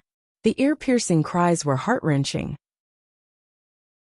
At the same time, it tore Poplar Fruit's mind into pieces. Almost unconsciously, Poplar Fruit pushed the crowd and rushed forward. However, the crowd was too crowded. Many people even fell and tripped over others in their panic. In the turbulent wave of escape, people only cared about themselves and escaped from the terrifying scene. Their minds were blank as to what had happened. Poplar Fruit was the same. He was the only back in the wave of escape that was going against the flow. However, no matter how strong he was and how good his kung fu was, he could only stabilize himself. It was already difficult for him to move forward. Fortunately, Poplar Fruit quickly came back to his senses. He suddenly realized that he was only a hand away from a bloody fugitive in front of him. The other person's face was twisted with fear. He didn't know if it was his own or someone else's blood on his face. He looked like someone from a horror movie. Poplar Fruit's heart sank. He was even more anxious. Poplar Fruit didn't know what had happened inside, but he knew that Kiki and Fong Beibei were in danger. However, the crowd was still in a mess, and the impact was extremely strong. Yang Guo was only able to stand firm. He couldn't wait for the crowd to leave. He had to rush to their side as fast as possible to protect them. Poplar Fruit struggled to push two people away. He looked around and made up his mind. He exerted his strength and passed through the crowd. He jumped onto the ticket table on the left. Without waiting for her to stabilize herself, Yang Guo squatted down and jumped up with all her might. He was like an antelope leaping from the edge of a cliff. His posture was strong and graceful. However, no one noticed, because everyone was running away in a panic. Even the people in the train station hall were scared by the crowd. Poplar Fruit was so good at fighting. Why didn't he step on people's heads and use Qinggong to pass through? First of all, Poplar Fruit didn't know Qinggong. Second, reality wasn't a movie. The crowd looked dense, but it wasn't a good place to land. If he stepped on them, Poplar Fruit might not be able to use kung fu to support himself. If he stepped on someone's head, wouldn't Poplar Fruit slip? However, Poplar Fruit jumped very high. He flew directly over the crowd. Suddenly, he stretched out his arm and grabbed the top edge of the door. His whole body hung on it. The panicked people below had already squeezed into a group. The weak women and children were squeezed together with the strong men. No one was willing to give way to the other. As a result, the entrance was so crowded that not even a drop of water could trickle through. It wasn't until he reached the entrance that Poplar Fruit felt the tragedy of the scene. Cries, wails, and screams merged into one, erasing the fuzziness. It was so clear that it made one feel flustered. The entire temporary waiting hall looked as if it had been swept away by thousands of soldiers and horses. The items were scattered all over the ground. The heavy metal seats were overturned, and one could even see people being pressed under them. What angered Poplar Fruit the most was that as far as his eyes could see, there were 4 or 5 people dressed in black. They were waving long swords that emitted a cold light, chasing and cutting down innocent passengers who were fleeing in all directions. It was a crazy, indiscriminate attack. For some reason, the jargon in the game was reflected in Poplar Fruit's mind. This feeling was especially strong when a tall man dressed in black cut down an old man, who couldn't dodge in time without hesitation. That slash was accompanied by the sound of the wind as it struck the old man's head. The old man fell to the ground without a sound. Poplar Fruit didn't know, nor did he dare to imagine the consequences of this slash. It hadn't even been 2 minutes since the beginning, but Poplar Fruit could already see the mess and the horrifying pools of blood on the ground. There were already countless people on the ground. The men in black were still scattered, chasing and cutting down the fleeing crowd. One of them was already holding his sword high and rushing towards the entrance. Poplar Fruit hung on the door and anxiously looked around the temporary waiting hall, looking for the figures he was worried about. Bow Bow, Kiki, Mosquito, and Lon, where are you? Chapter 1079. 5 minutes ago, Poplar Fruit was still squeezed in the crowd rushing to the train. Fong Beibei was gently patting Kiki's back as she looked out of the door in a daze. Song Jiwen was a little impatient. He yawned, and Shin Anlin stretched a little sleepily. Don't worry, Lao Guo will be here in a while. Song Jiwen mumbled. However, at this time, 2 men in black leather came into the temporary waiting room. They were also wearing caps. Fong Beibei, who had been looking at the door, noticed them. Fong Beibei was stunned. She suddenly remembered the woman in black she bumped into when she was preparing milk for Kiki. Although there were 2 men who came in, their clothes were exactly the same as the woman in black. Perhaps because of Fong Beibei's gaze, one of the men in black seemed to have noticed. He looked over and saw Fong Beibei standing there. Fortunately, Fong Beibei had already lowered her head subconsciously. This person, so scary. Fong Beibei trembled a little as she hugged Kiki. She only felt that her mind was blank. Although she did not make eye contact with the other party, Fong Beibei still felt a gloomy coldness like maggots crawling into her bones. Why is this happening? Why do I feel that something is wrong? Fong Beibei hugged Kiki and bravely raised her head to look again. She saw that the 2 men in black had separated. They sat down in the crowd and put the long sports bag that looked like a tennis bag on their laps. What are they doing? Fong Beibei could not understand and did not think much about it, because she realized that in this big waiting room, there were actually a few men in black sitting. Among them, Fong Beibei even saw the woman in black she bumped into earlier. They were all dressed the same, with caps, black jackets, and long pants. There was also a long sports bag in their arms. For some reason, although the surroundings were still noisy and lively, Fong Beibei felt that the atmosphere had frozen. It was as if spring in Spring City had turned into winter in Yang City. Brother Mosquito, something is wrong. Fong Beibei lowered her head and whispered to Song Jiwen. But before she finished speaking, a riot suddenly broke out. Like a flash of lightning, the first man in black pulled out a long machete from the bag. To be precise, it was a hidden blade. It was shorter than Poplar Fruit's Miaodao, but it was wider and thicker. Tibetan swords were divided into long swords, short swords, and small swords. Needless to say, most of the short swords and small swords have become handicrafts.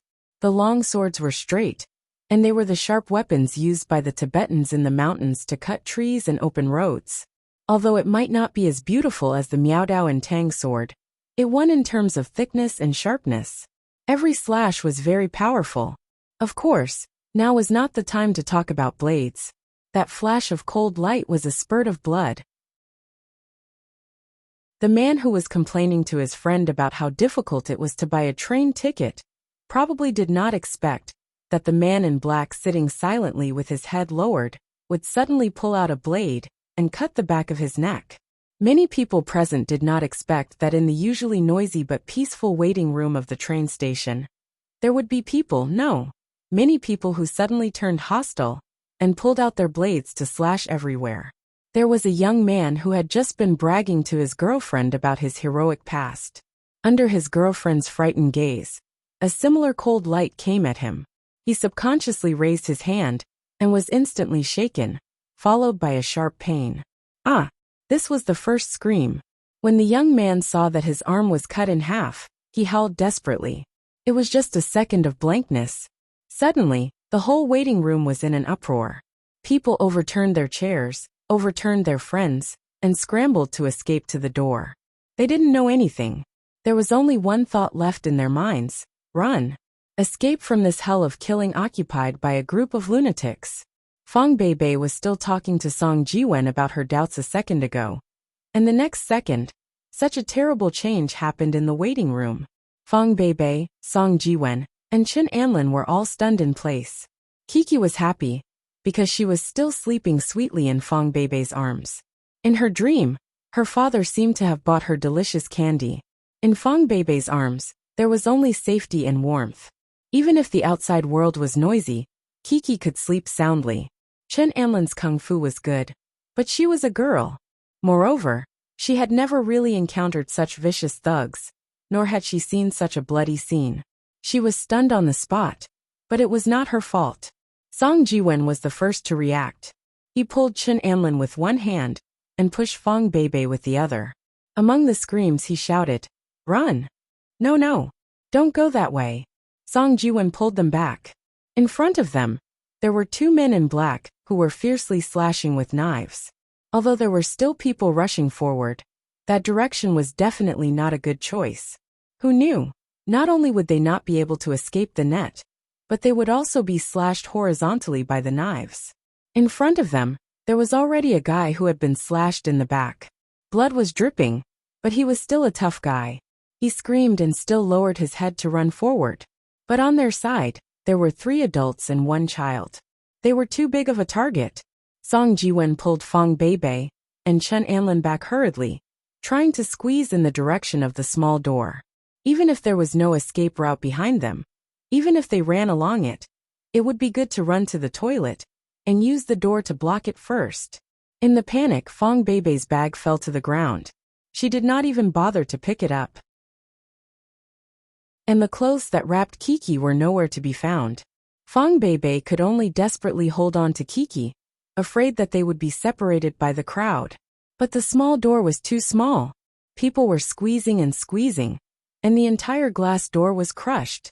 Not only did the glass shards fall down, but the sharp door frame that collapsed completely blocked the staircase to the second floor.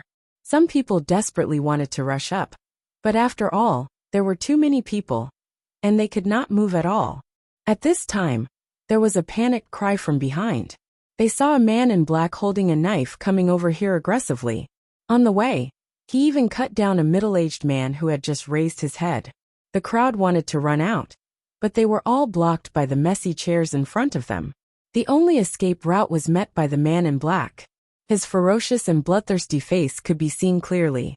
The people who had fled in all directions came back and squeezed together. Someone screamed, "Hurry up!" But they could not go up. Oh no, they were going to be surrounded like dumplings. Song Jiwen panicked, but he was the only man among the 3. Although he was scared to death, he still gathered his courage. He blocked Chen Anlin and Fang Beibei behind him and said loudly, "Don't be afraid. I will protect you." At this moment, he finally stood in front of Chen Anlin like a man. But what could he use to block? with his flesh and blood? Just as they were about to lose hope, suddenly there was a loud shout. Bow bow! Kiki! Poplar fruit! Poplar fruit fell from the sky. Chapter 1080. Because his arms were hanging above the door, Poplar Fruit finally found the few familiar figures in the crowd at the small door. What made Poplar Fruit anxious was that a man in black was walking towards them. The long hidden blade had lost its original silver color, and sticky blood was dripping down, forming a ghastly bloody path along the footsteps. Poplar Fruit roared angrily. He exerted strength in his arms, and his whole body hung up. Then with a swing of his legs, he used the inertia to slide a few meters in the air, and jumped into the temporary waiting room. Bow bow Kiki, don't worry, I'm coming. Poplar Fruit's heart was fearless. He only had one thought, and that was to save Kiki and Fong Bebe from the hands of these evil people. As luck would have it, Yonggwa just happened to fall between the fleeing crowd and the black-clothed men who were chasing after her. Although it was not a heavenly soldier, Poplar Fruit's appearance still stunned the man in black, who was about to cut down a middle-aged woman. Not for food, just away. The man in black shouted a string of strange words, and then he put down the middle-aged woman, raised the knife and swung it at Poplar Fruit. What is he talking about? Poplar Fruit did not have time to think. He nimbly dodged the knife, and then kicked the man in black to the ground. Get out of my way! Poplar Fruit roared. He did not have time to care about the other men in black who were still attacking. After clearing the men in black in front of him, Poplar Fruit jumped forward. Yes, jumping. Because of the people on the ground, the iron bench, and the suitcase in front of him, Poplar Fruit could not rush forward. He could only jump to avoid the obstacles and rush to the small door. The man in black there had already revealed his sinister smile. Is that Uyghur language? Poplar Fruit's mind seemed to have been struck by lightning. He seemed to have suddenly understood something. Poplar Fruit had never learned the Uyghur language, or rather, he had never fully learned the Uyghur language. His understanding of the Uyghur language was based on studying Arabic, Persian, and the Altaic language family that the Uyghur language belonged to. Poplar Fruit was able to read and understand Uyghur, which was written in the Arabic alphabet, and had a large vocabulary derived from Arabic, Persian, and even other languages. When you learn a lot of languages in the world, you can also reach the level of Poplar Fruit. After all, languages mostly influenced and interconnected each other. Poplar Fruit even felt that with the advancement of globalization, other than a few large language families, the other small languages in the world would gradually become assimilated. Just like the current Korean language, a large number of new words were transliterated from English.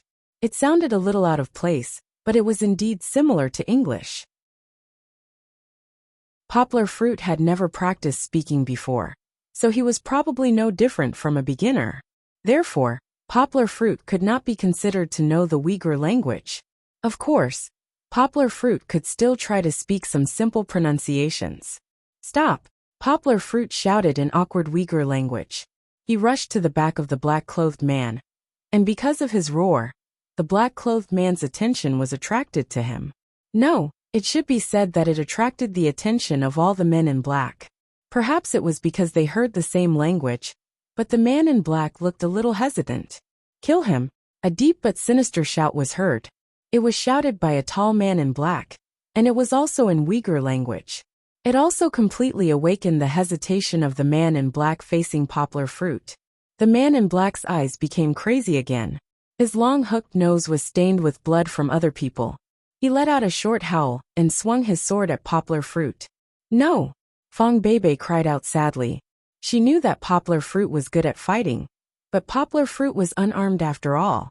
Yonggwa hurriedly retreated again and again, constantly dodging the opponent's saber attacks. His appearance of being surrounded by danger made Song Jiwen and the others tremble in fear. However, Poplar Fruit kept shouting, trying to make the opponent give up. Soon, Poplar Fruit realized that he was too naive. This was a group of ferocious thugs. They were here to kill, so how could they put down their butcher's knife? Poplar Fruit was not Tang Sanzang. Even if he was Tang Sanzang, it was impossible for him to resolve this crazy killing. No. While Yonggwa was being chased, she was still able to notice the situation on the other side. A clearly female black-clothed person was waving a bloody blade at a 3- or 4-year-old boy. How could she do it? Poplar Fruit's face was full of disbelief. He saw a sick smile on her face, and the sword was chopping down on the boy's neck. Kiki should be around that age, right? Poplar Fruit's eyes suddenly turned red. Anger completely ignited his brain. Calm down, forgiveness, all of that scrammed to the side. This group of people in black, who were no longer human, did not deserve to be treated calmly, and they did not deserve to be forgiven. If she hesitated for one more second, another innocent passenger would be hurt. If she hesitated for one more second, the person lying in a pool of blood might become her friend. If she hesitated for one more second, the knife that was used to slash at the little boy just now would appear before Chi-Chi's eyes. Poplar Fruit's blood was burning. Every muscle cell in his body was awakened. The muscles on his arms and legs, which were usually not exposed, swelled up. Poplar Fruit would not hesitate anymore. He would not show mercy to these thugs. A shadow flashed past, and the man in black who had just raised the sword in his hand to slash at Poplar Fruit was smashed to the ground by his neck. He did not give him a chance to resist at all. Poplar Fruit punched him in the head. 1 punch, 2 punches, and the third punch directly smashed the man's skull. His peaked cap flew to God knows where. The man in black's eyes had rolled back, and blood was flowing out of his mouth, nose, ears, and other orifices. He did not know whether he was dead or not, but from the looks of it, he was not far from death. The danger at the small door was temporarily resolved, but the other men in black were still killing people. Other than the 2 men in black, a man and a woman, who were still relentlessly chasing after the passengers who were crying on the ground and curled up in a corner. The other 2 men in black had already chased the passengers, who escaped from the main door to the main hall. Poplar Fruit did not have time to pay attention to the main hall, and he could not see from his angle. However, Poplar Fruit could not stand the 2 men in black who were attacking the old man and the child in the waiting hall. He grabbed the man in black who had been beaten into a pulp by him and lifted him up high. He was like a soldier who had chopped off the enemy's flag on the battlefield in ancient times, waving it around. Stop. Come at me if you have the guts. Poplar Fruit roared. His eyes were also red, and he was like an injured wolf with a bloody mouth. The first part was in Uyghur, and the second part was in Mandarin that everyone could understand. Poplar Fruit could not remember how to say the second part of the sentence. His mind was a little confused. In the end, he could not calmly fight like a well-trained soldier, could he? Chapter 1081. Stop. If you have the guts, come at me. Poplar Fruit's thunderous roar attracted the attention of the 2 men and women in black. Because they saw the man in black in Poplar Fruit's hands who was as soft as mud, the 2 men and women in black's expression froze. And under their blades, the traveler who thought he was going to die, hurriedly used all 4 of his limbs to crawl away. He couldn't even stand up, so he could only crawl to a safe place to escape. My matey! The woman in black cried out in pain, and then she shouted at her companion. Kill him! I want to kill him! The man also waved his blade and fiercely said, Kill him, kill this Han, kill all the Han, avenge you, Shan. Except for Poplar Fruit. No one could understand their words, but Poplar Fruit was not afraid. He waved his hand at them and shouted in awkward Uyghur language, Come on, come on! Poplar Fruit's provocation further angered the 2 men. Both of them held their blades and rushed toward Poplar Fruit. The woman in black, the one who Fong Bebe bumped into before, held her blade with both hands. Her knuckles looked a little white because she used too much strength. It could be seen that her hatred for Poplar Fruit was deep. Uncle, be careful. Fong Bebe's heart almost jumped to her throat, but she couldn't help, so she could only shout in the crowd. Song Jiwen gritted his teeth and wanted to help Poplar Fruit get rid of one of them. At least the woman in black was good. However, he was stopped by Chen Anlin. Chen Anlin shouted at him. What are you going to do? Do you want to cause trouble for Poplar Fruit? Chen Anlin knew Poplar Fruit's kung fu the best. In fact, he didn't fully understand it. Dealing with 2 thugs, Poplar Fruit shouldn't be a problem. Poplar Fruit had already met the 2 thugs. He threw away the man in black in his hand and clenched his fists without flinching. The women watching screamed because they saw Poplar Fruit facing two sharp blades with his bare hands. When an egg hits a stone, of course the egg will break. But Poplar Fruit obviously won't use his flesh and blood to take the bloody hidden blade head-on. He first gently moved his shoulder, avoiding the woman in black's fierce stab, and then his right hand tightly holding the man in black's right wrist.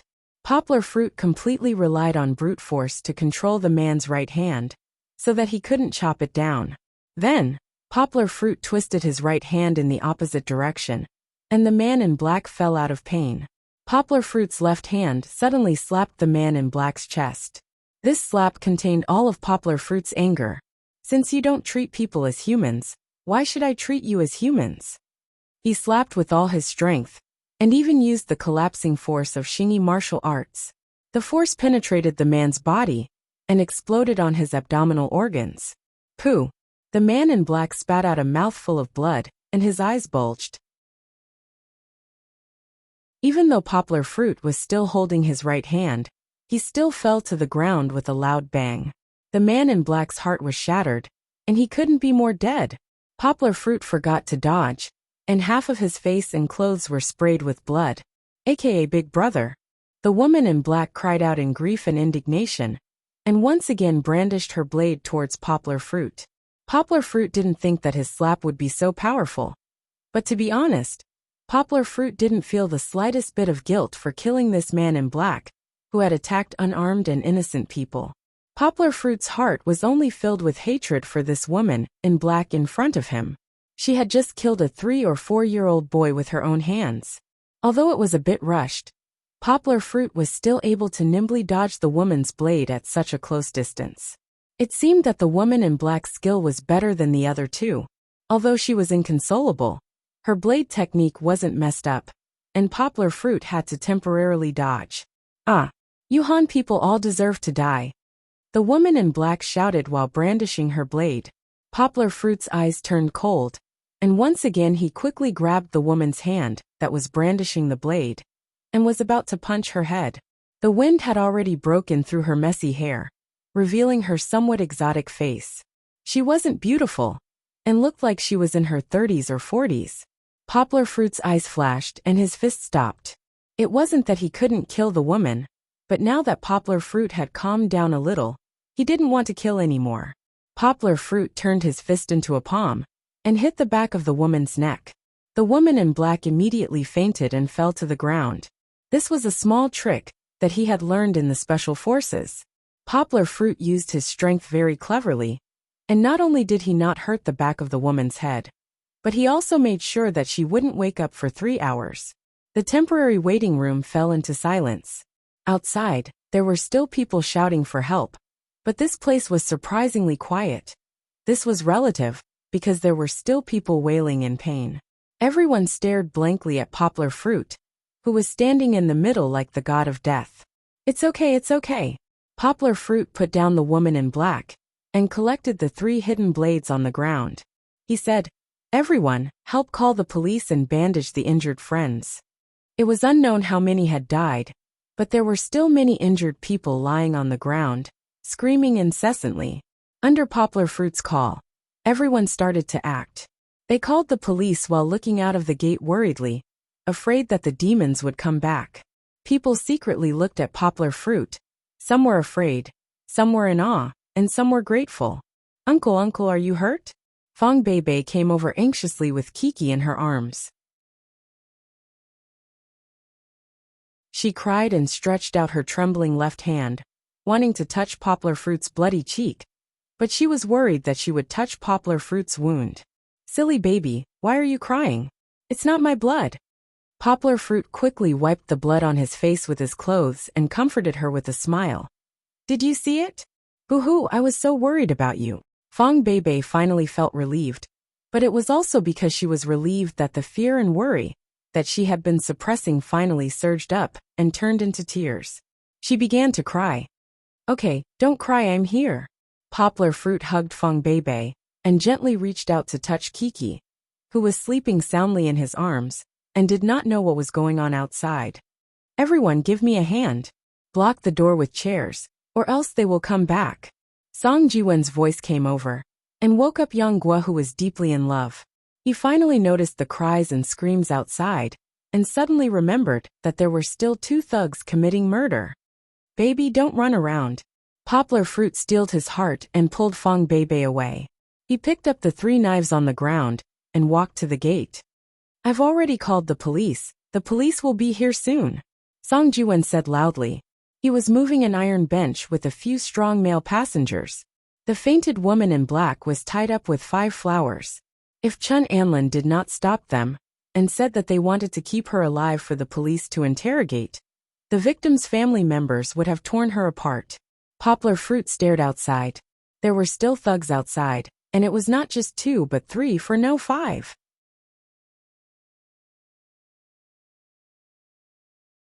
Chapter 1082. Poplar Fruit twisted his eyebrows. He turned around and walked to Fong Bebe's side. He looked into her eyes and said softly, "Baby, I'm sorry." Fong Bebe, who knew Poplar Fruit's character, understood Poplar Fruit's meaning. She nodded and said, "I'm fine. You can go." However, these words turned into sobs. Her tears kept flowing down, her nose was red, and her left hand was trembling while holding Poplar Fruit's clothes. Poplar Fruit patted Fong Bebe's hand. His eyes were a little red. He couldn't bear it, but he still said, "Don't worry, I will come back safely." After that, Poplar Fruit gritted his teeth and resolutely turned around and walked to the door. "Old Gua, don't go." Song Jiwen stood at the door worriedly and wanted to stop Poplar Fruit. The others also looked at him anxiously. They didn't want such an amazing guardian to leave their side. "Mosquito, I'll leave this place to you. Block the door and protect Bebe and Kiki." Poplar Fruit didn't waste any more words. He handed a Miaodao to Song Jiwen and hugged Song Jiwen's shoulder. He held the remaining 2 Miaodaos and ran outside. He couldn't be sentimental anymore. If he delayed for another second, another innocent person would fall into a pool of blood. "Hey!" Poplar Fruit exerted strength in his dantian and suddenly shouted. His voice shook the entire train station hall and covered the tourists' cries and screams. The train station was not completely defenseless, but most of the security guards were just paper tigers. They had long been scared and fled with the crowd. Only a few security guards had the courage to take out their only equipped batons and fight with the men in black. The scene was very tragic. The 2 security guards knocked down a man in black.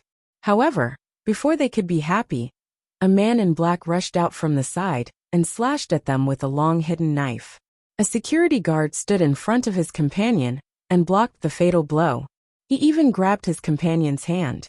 His companion was able to escape, but he was badly mutilated by the 2 black-clothed men and was on the verge of death. Poplar Fruit's shout finally attracted the attention of the 5 men in black. Poplar Fruit took the opportunity to shout, "Chop me. Come on." These 2 sentences were in Uyghur, which Poplar Fruit had just figured out. Next, he brandished the 2 hidden knives and shouted as if he was showing off his spoils of war. "You all deserve to die. I killed all of your people. What my matey, what Jade Mountain, and that woman. Ha ha ha ha." He didn't know if they understood Chinese. Poplar Fruit wanted to provoke them and attract all the attention to himself. This way, the innocent people would be safe. "You cowards. Trash." Poplar Fruit tried to curse them in Uyghur. At this time, a tall man in black roared loudly in Uyghur language. Under his call, several men in black all brandished their swords and slashed towards Yang Guo. "That's it, that's it." Poplar Fruit was excited. He wanted to kill these thugs who killed without batting an eyelid. Poplar Fruit held the hidden knife. Although it wasn't easy to use, it was still a sharp weapon. He made a Miaodao gesture and faced the first man in black. Because of the distance, the first man in black came faster than the others. However, he didn't expect that Poplar Fruit was not the ordinary people he had chased just now. "Kill!" Poplar Fruit shouted and raised his 2 knives. Not only did he block the hidden knife that was coming down from above, but he also used the knife in his left hand to cut down. "Ah!" The man in black screamed. The fingers of his right hand holding the knife were all cut off. "Do you know your mistake? Why did you sharpen the knife to such a sharp point?" Poplar Fruit didn't let him go. He dodged the falling hidden knife. His body turned, and he used the inertia to cut the man in black with his right hand. The man in black was holding his right hand and screaming. This knife was not fatal, but it was enough to cut open the skin of his arms and break his bones. He definitely lost the ability to fight. In fact, he also fainted from the pain. The tall black-clothed man in the lead paused. He knew that he had encountered a tough opponent. He shouted and stopped the other 3 black-clothed men. Poplar Fruit looked at him coldly. Holding the knife with both hands, he snorted and asked, "What are you afraid?" In the messy train station hall, the injured people were wailing. The people who had fled were still shouting in panic. There were also some people who hid in the ticket hall and the security room, trembling. There were also some people who hid on the second floor. Those who were not afraid of death poked their heads out to check the situation. However, in the middle of the hall, there were 5 people standing with knives. They looked like the masters in the movies. However, compared to the movies, this scene was more realistic. The people who saw it were more frightened, because they had just encountered this scene. 4 men in black surrounded Poplar Fruit, who was wearing a light gray sweater. The contrast was very obvious. After listening to Poplar Fruit's provocation, although it was in Mandarin, they still understood it. Several men in black were so angry that they clenched their teeth. They just wanted to chop Poplar Fruit into meat paste. However, the tall man in black didn't say anything, so they didn't move. They looked very organized and disciplined. Poplar Fruit thought of the terrorist organizations that had been disturbing Xinjiang for a long time, and their martial arts. The woman in black just now was very powerful. Then, the man in black who was caught off guard and had his finger cut off by Poplar Fruit also looked like he had been trained to use a knife. Moreover, the 4 people in front of him seemed to be standing in an ancient formation. They formed a triangle with Poplar Fruit. However, Poplar Fruit was not afraid. In the past, Xiong Kahu could go in and out of a hail of bullets like a madman, killing the Vietnamese army. How could Poplar Fruit, who had inherited Xiong Kahu's knife skills and madness, be afraid of such a small scene? Poplar Fruit's eyes became sharper. Hee, you cowards who only know how to attack ordinary people. Poplar Fruit continued to scold, his mouth unforgiving. You are the coward. One of the men in black cursed back in Mandarin. You Han people deserve to die. You stole our land. You deserve to die. We Han people and Uyghur people are one family. Your attempts to divide us will all fail. Poplar Fruit shouted. He was not a nationalistic youth or a communist, but he was very clear about the major issues. Over the years, they had done a lot of evil in Xinjiang. Now they were going to bring disaster to Kunming. Poplar Fruit would not ignore it. Don't talk nonsense with him. The leader of the men in black scolded in Uyghur. Kill him, then kill all the Han people. Allah's warriors will win. Allah's warriors will win. The last cry completely lifted the spirits of the 3 men in black. They also roared and rushed toward Poplar Fruit. What? Hearing their words, Poplar Fruit understood, but a trace of doubt flashed in his heart. A piece of information entered his mind, but he did not have time to analyze it in detail, because the battle was right in front of him.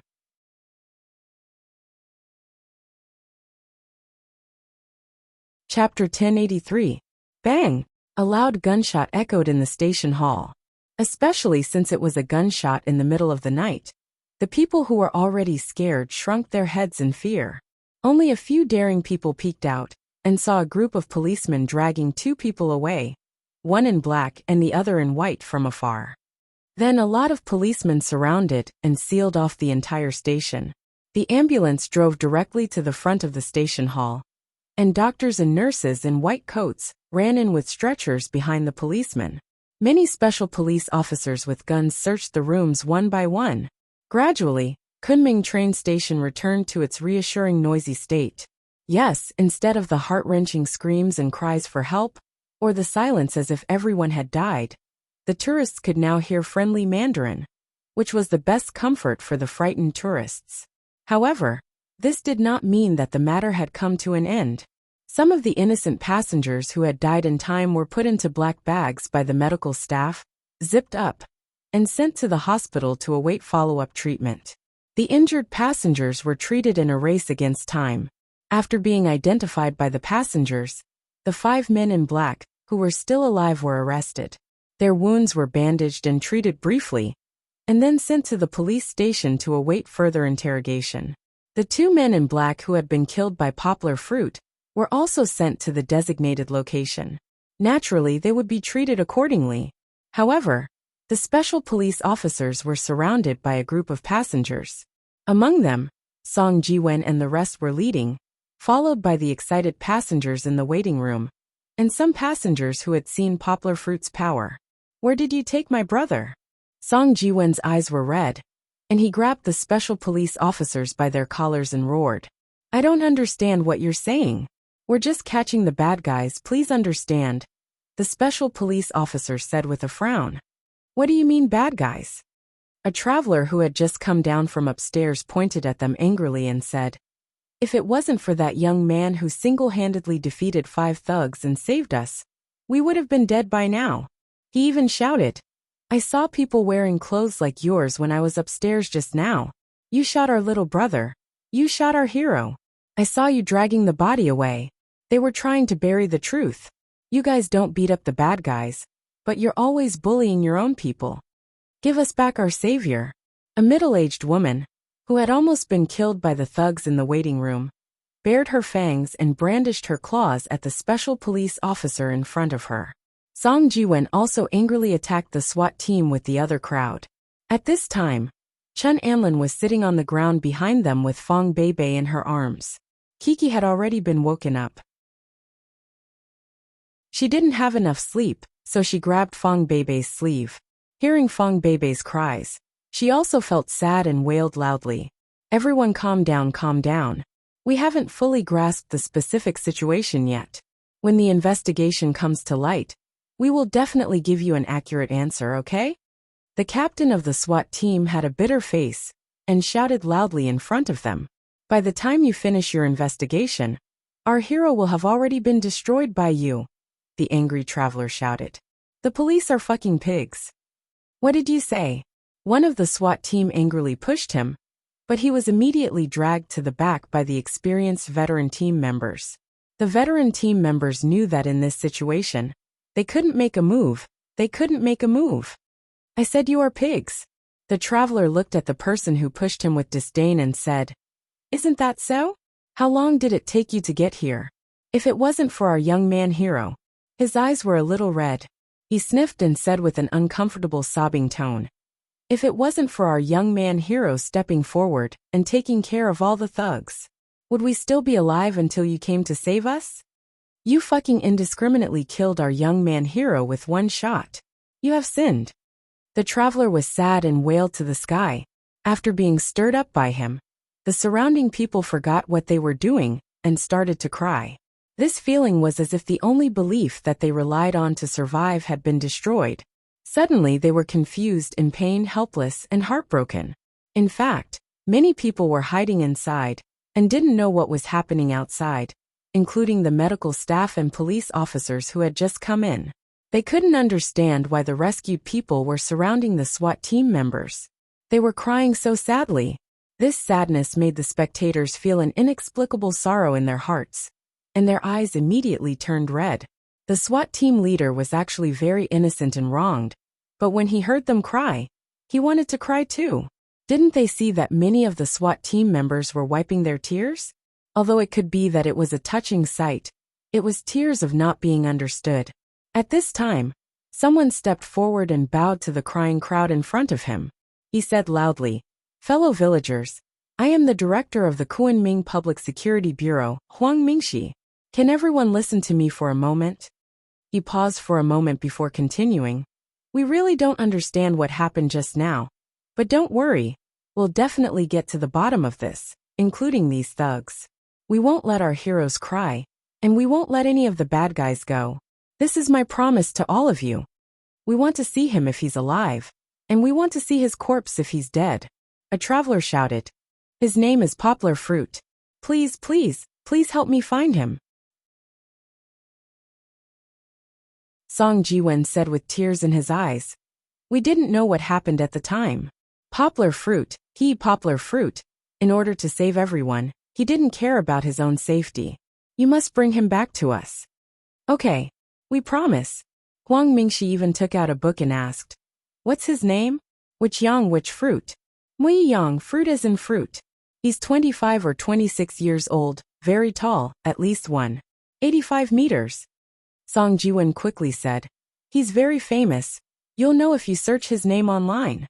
In the end, the police arranged for Song Jiwen and Chen Anlin, as well as Fang Beibei and Kiki, who had fainted from crying, to rest in the hotel.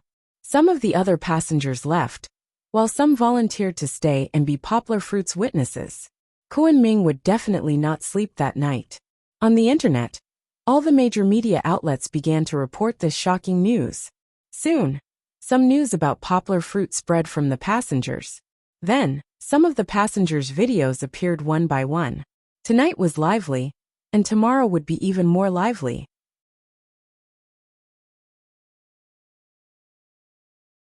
Chapter 1084. The whole world was looking for poplar fruit. But where was the poplar fruit? Although he had been electrocuted, poplar fruit was fine. He didn't experience any transmigration, rebirth, or other strange phenomena. He just slept, and it was a very long sleep. For poplar fruit, 6 hours was a record. It wasn't hard to understand. He had been too tired recently.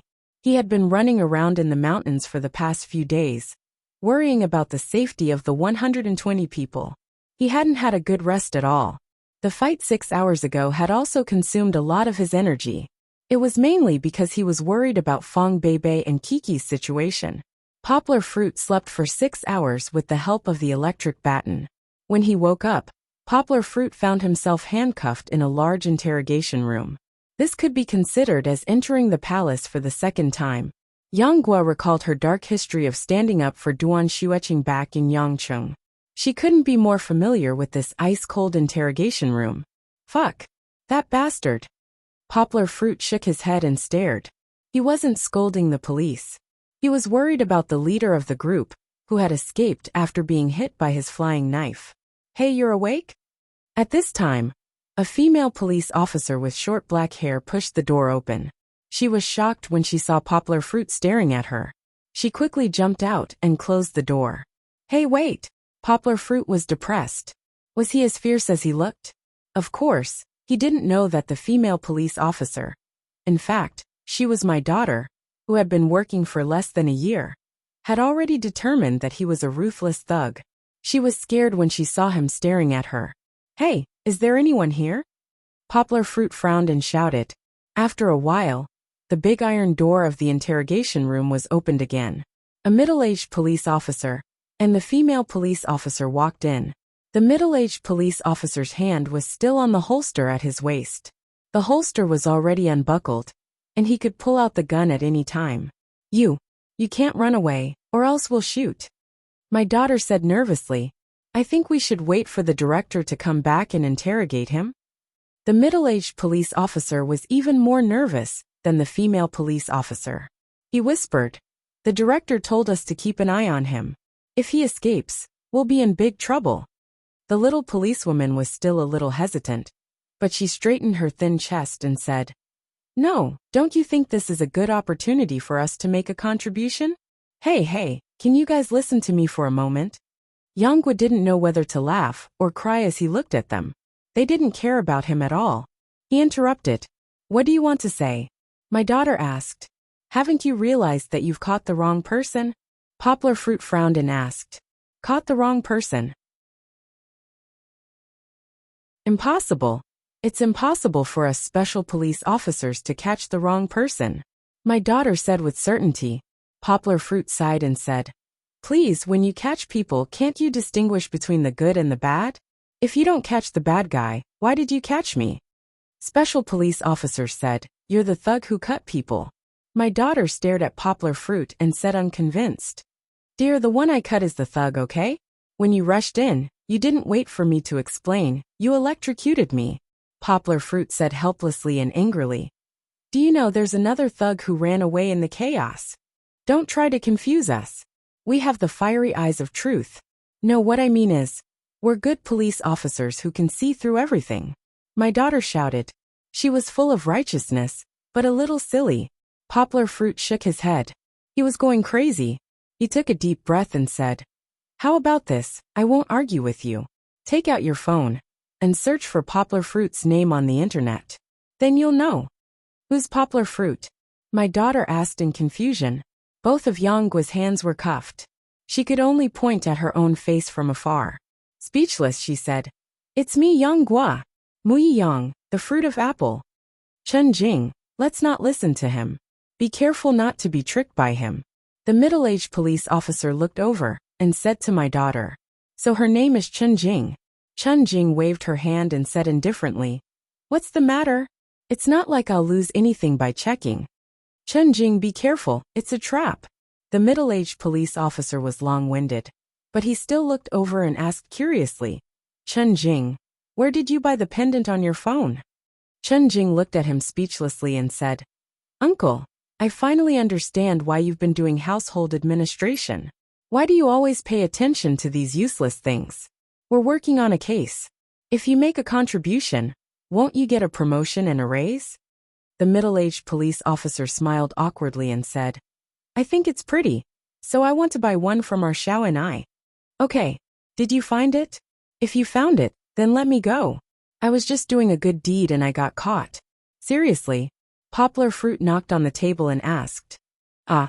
My daughter suddenly screamed, startling Poplar Fruit and the middle-aged police officer. "What's wrong? What's wrong?" the middle-aged police officer asked nervously. "Uncle." Chen Jing pulled the middle-aged police officer to the side and whispered, It seems like we really caught the wrong person." Half an hour later, the special police officer who brought Poplar Fruit in, and the station's police station chief bowed and apologized to Poplar Fruit. The young policewoman was still standing behind them with a smug look on her face, but the middle-aged policeman was smart enough not to follow them. "It's okay for me to be wronged. It's just..." Poplar Fruit touched his wrist that was just uncuffed and asked doubtfully, "There was a thug in black. Did you catch him?" The captain of the SWAT team scratched his head and said embarrassedly, "I'm sorry, we thought you were the one. So after we subdued you, the thug got up from the ground and suddenly picked up your knife to chop our comrade. Then I fired a shot and he died." "He died?" Poplar Fruit was a little surprised, but he didn't care. He cared about the leader in black. "No, I'm not talking about him. But this thug was pestering me, mainly to buy time for another thug to escape. That was their mastermind. When I fought with them, these thugs all listened to the orders of the mastermind, and they often used very provocative words. It's useless to catch the others. Catching him is the most important thing," Poplar Fruit said in a deep voice. "So, what I'm asking is, did you catch a thug who was running in the direction of the station and was injured? I threw the knife out and made a cut on his right arm. Right here. About this long." "Mastermind?" The special police team captain's expression became dignified. He said, "We didn't notice the third person at that time. No, I have to report this to the higher-ups immediately." With that, he hurriedly walked outside.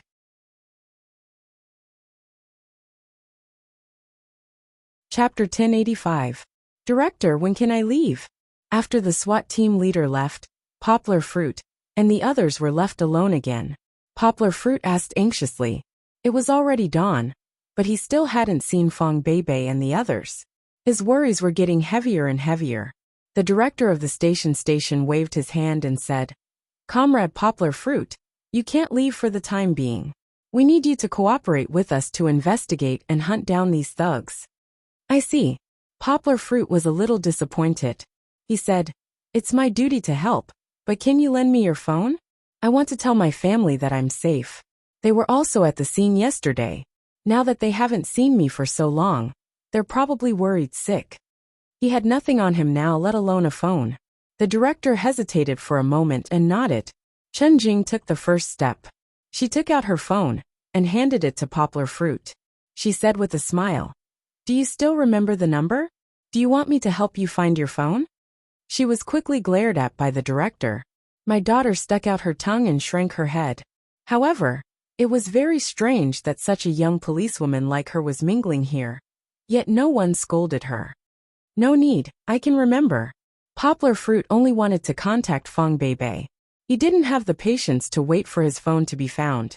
After dialing Fong Beibei's phone, Poplar Fruit put it to his ear. Then, he looked at their eyes and simply took it down. He turned on the speaker and directly broadcast the whole scene. Hello? Who is this? Poplar Fruit heard Song Jiwen's tired voice, and some vague crying sounds came from the receiver. Poplar Fruit's heart suddenly tightened. He said, Mosquito, it's me. Let Beibei answer the phone. Laogua? Fuck. Song Jiwen's voice suddenly rose. It was hard to tell whether he was surprised, excited, or excited to spread the news immediately. Perhaps it was both. He immediately said loudly, Laogua, where have you been? Do you know how worried we are about you? Beibei had been crying all night. Kiki was also crying. We all thought you were beaten to death by those stupid cops. Coincidentally, the SWAT team leader, who had just returned from his report, overheard the conversation. The group of policemen looked at each other and smiled awkwardly. I'm fine. Give the phone to Beibei. Poplar Fruit urged again. Poplar Fruit soon heard the sound of sniffling. Fong Beibei's hoarse voice could be heard. She choked with sobs as she said, Uncle Yu, I'm fine. Poplar Fruit said quickly, Baby, why are you crying like a big dirty cat again? Don't cry. Yesterday I thought you. Fong Beibei was so sad that she couldn't continue speaking, but in fact, her mood had improved a lot. Poplar Fruit smiled and said, Okay, don't cry. I'm really fine. There's nothing wrong at all. It's just that there's a misunderstanding with the police. I'm still in the police station now. I'll be able to see you after the investigation is completed. Okay. Fong Beibei was so happy that she cried again. She could only respond with a soft nasal voice. It was so sweet that all the policemen who were listening to her had goosebumps. How's Kiki? Are you all okay? Poplar Fruit was also very worried about Kiki. Although it was still very early, not even 6 o'clock, Poplar Fruit thought that Kiki shouldn't have woken up yet. She also cried a lot. In her dream, she said that she wanted Daddy. Fong Beibei said in a low voice. Maybe she'll wake up after a while, but she'll definitely cry again if she doesn't see you when she wakes up. Poplar Fruit's heart ached. He turned his head and asked the director and the others. Well, can I ask if my family can come and see me while I'm cooperating with your investigation? My daughter is still young. Without me, she'll definitely make a lot of noise. Everyone was a little hesitant. My daughter, Police Officer Chen Jing, walked out and shook the director's arm. She said, Uncle Wu, it's okay. It's not a big deal. Let's give them an office to rest. Didn't the city leader always say that we have to be humane and not be too rigid? Isn't that leader your father? The director cursed in his heart.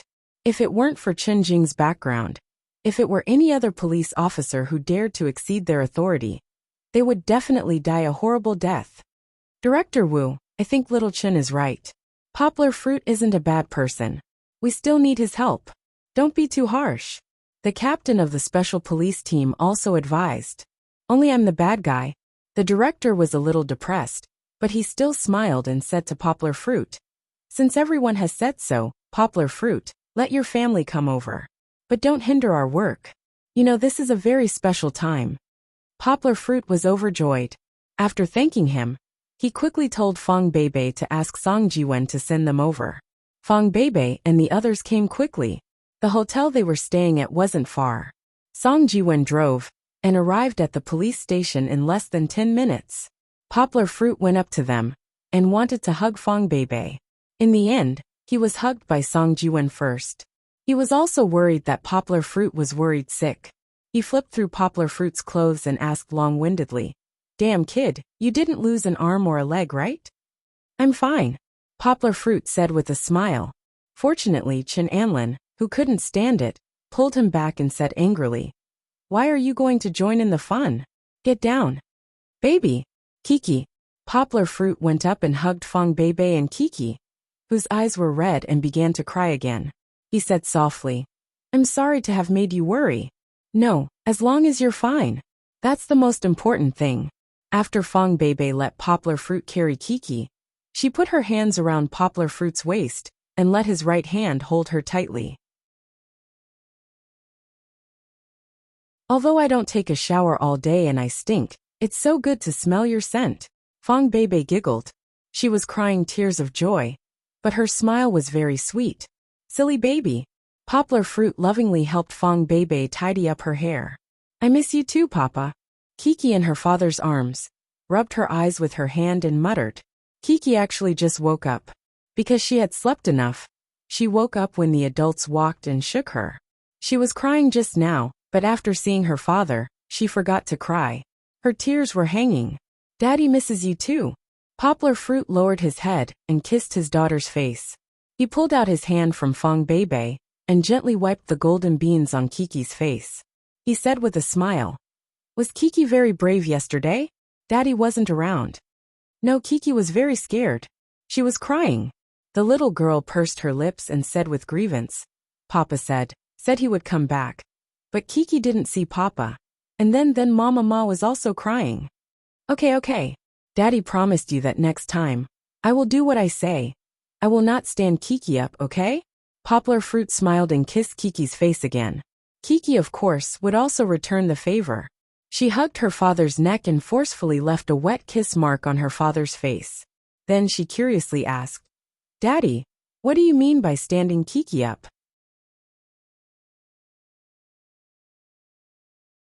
Chapter 1086. Poplar Fruit's eyes lit up as he turned around and said, "Lu Zifeng, that's probably the name. Can you check this name? Did you find anything?" Yen Wanxiong quickly came over and asked. Poplar Fruit pointed to a simple hand-drawn map in the notebook. There was a mountain drawn on it, and some Uyghur letters written on it. He said, "If I'm not wrong, this is the map they escaped from. But it's a pity that it's too simple. There are no other clues at all.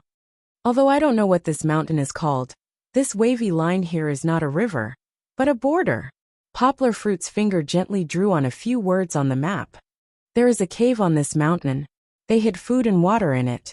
As long as they hide in it, they can wait for Lu Zifeng to send them out of the country." Poplar Fruit said, "I guess so, because there is no phone number on it. There is only the word wait, written in the cave, and then this arrow points to the border. Do you know where this mountain is? Or where are they going? Laos, Miandian, or Nanyue?" Yen Wanxiong asked a lot of questions. Poplar Fruit shook his head and said, "I don't know. Maybe they still have a map, but it has been torn up." He pointed to the traces of torn pages in the notebook, feeling a little regretful and unwilling. If it was just a name that had been transliterated twice, it would be very difficult to find the person who had provided the smuggling channel for the thugs in the vast sea of people. "Hey, wait." A capable criminal policeman next to him stepped forward and said, "Director Yen, could this be Lu Da?" "Lu Da?" Yen Wanxiong asked doubtfully. "Lu Da is a local snake in Wenshan." The criminal policeman said, "He has a lot of connections with the underground forces in Nanyue. After that, his nickname was Lunatic Lu. Isn't that Lu Zifeng?" "Wait a minute." Poplar Fruit suddenly realized. He clapped his hands and said, "I got it." Poplar Fruit raised the paper in his hand and said, "I just said Lu Zifeng, because the Uyghur language is written from right to left. But in fact, when they wrote this name, they probably wrote it according to the Chinese characters. Look at this stroke. The strokes here are connected, which means that they wrote the name from left to right." "How cunning." Yen Wanxiong sighed and immediately ordered, "Focus on monitoring Lu Da, don't alert him. In addition, keep an eye on the major hospitals, clinics, and pharmacies in the province. As long as there are any abnormal patients or the purchase of large amounts of hemostatic cotton and disinfectants, report it immediately." Immediately, someone walked out and quickly spread the news. Yanghua continued to flip through the notebooks to see if she could find any clues from them. It looked like they were copied from the teachings of the church. However, he didn't find any useful information. It seemed that the group of thugs had destroyed a lot of information before they left. The map just now seemed to have been left in the notebooks and forgotten. In the afternoon, after Kiki got up, she called Poplar Fruit. Poplar Fruit talked to Kiki for a long time, comforting the little girl who was unhappy because she couldn't see her father. As he talked, he also walked around the house. Fortunately, this guy had worked hard and made a lot of contributions. The police investigators restrained themselves and didn't throw him out. Hey wait, Poplar Fruit suddenly said to Kiki on the phone. Kiki, Dad has something urgent to deal with. Dad will call you later, okay? But Kiki hasn't finished yet. Kiki still wants Dad to buy a cake and a beautiful bell for gold. Huh? Oh, Papa is so bad. Don't wait for Kiki to finish. Kiki heard the busy tone from the phone and angrily turned to complain to Fong Beibei. Poplar Fruit hurriedly ran to the captain of the criminal police team next to him. Yen Wanxiong had returned to the hall not long ago to command. Captain Huang, I found it, Poplar Fruit said with some excitement. Captain Huang couldn't wait to ask. What did you find? Poplar Fruit, tell me. Poplar Fruit had given them a lot of surprises today. Every time, he could give them a big push for this operation. The word cave, Poplar Fruit quickly said. It's not a cave, we all misunderstood. It's Dongting Mountain. Wenshan City's Dongting Mountain. Poplar Fruit pulled Captain Huang over and pointed to the land between Wenshan City and Nanyue. There was a long mountain range marked on it, and the name Shuanghua Mountain was written on it. Here, Poplar Fruit pointed to the Nanyue language and said, this mountain borders Nanyue. In our country, it's called Shuanghua Mountain, but in Nanyue, it's called Dongting Mountain. I finally understand why they forgot to take this map with them, Poplar Fruit said excitedly. It's because this was originally an abandoned map that was clipped in a notebook. When they wrote the word cave, they probably felt that they couldn't write it too straightforwardly, so they abandoned the map. Poplar Fruit felt that his deduction was correct. Just as Poplar Fruit was deducing, new developments came from the Kunming investigation headquarters. The railway police had found a pool of blood on a freight train that had just arrived in Wenshan City. At the same time, the Wenshan City police reported their progress. Luda got rid of the police's tracking. The driver of the train said that Luda had escaped half an hour ago through the mall's disguise. All signs indicated the direction of the thug's escape.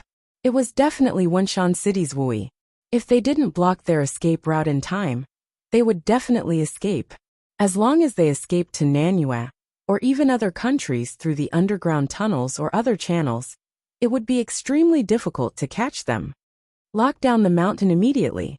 Yen Wanxiong, who had received Poplar Fruit's report, commanded decisively. Increase the police force and police dogs.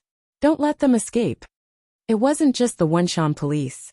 The provincial capital had also increased the police force and sent the army to help search the mountain. Poplar Fruit's mission was over, so he returned to the police station to meet up with Fong Beibei and the others. He was then punched by his daughter. Of course, Poplar Fruit, who was no longer a suspect, was free. They returned to the hotel room that the police had arranged for them to rest. However, before they could settle down in the room, Yen Wanxiong called. Poplar Fruit, we caught them. Yen Wanxiong was very excited because they had almost effortlessly ambushed Luda and the thug's mastermind on the dirt road leading to Dongting Mountain. All of Poplar Fruit's deductions had been correct. Congratulations, Chief Yen. You can breathe a sigh of relief now, Poplar Fruit said with a smile. In fact, Poplar Fruit was also relieved. After all, they had caught these guys. Poplar Fruit didn't have to worry about revenge. Haha, we'll be holding a press conference soon, Yen Wanxiong said with a smile. Why are you telling me this? Poplar Fruit wondered. Poplar Fruit, stay in the room and don't move. I'll send someone to pick you up.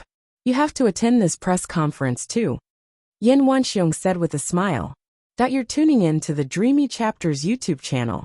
We're so grateful for your support, and don't forget to subscribe to join us on this incredible journey through captivating stories. Your generosity through donations truly makes a world of difference, as it's the primary source of revenue that allows me to expand and enhance this channel for you. Thank you from the bottom of my heart for being a part of this adventure.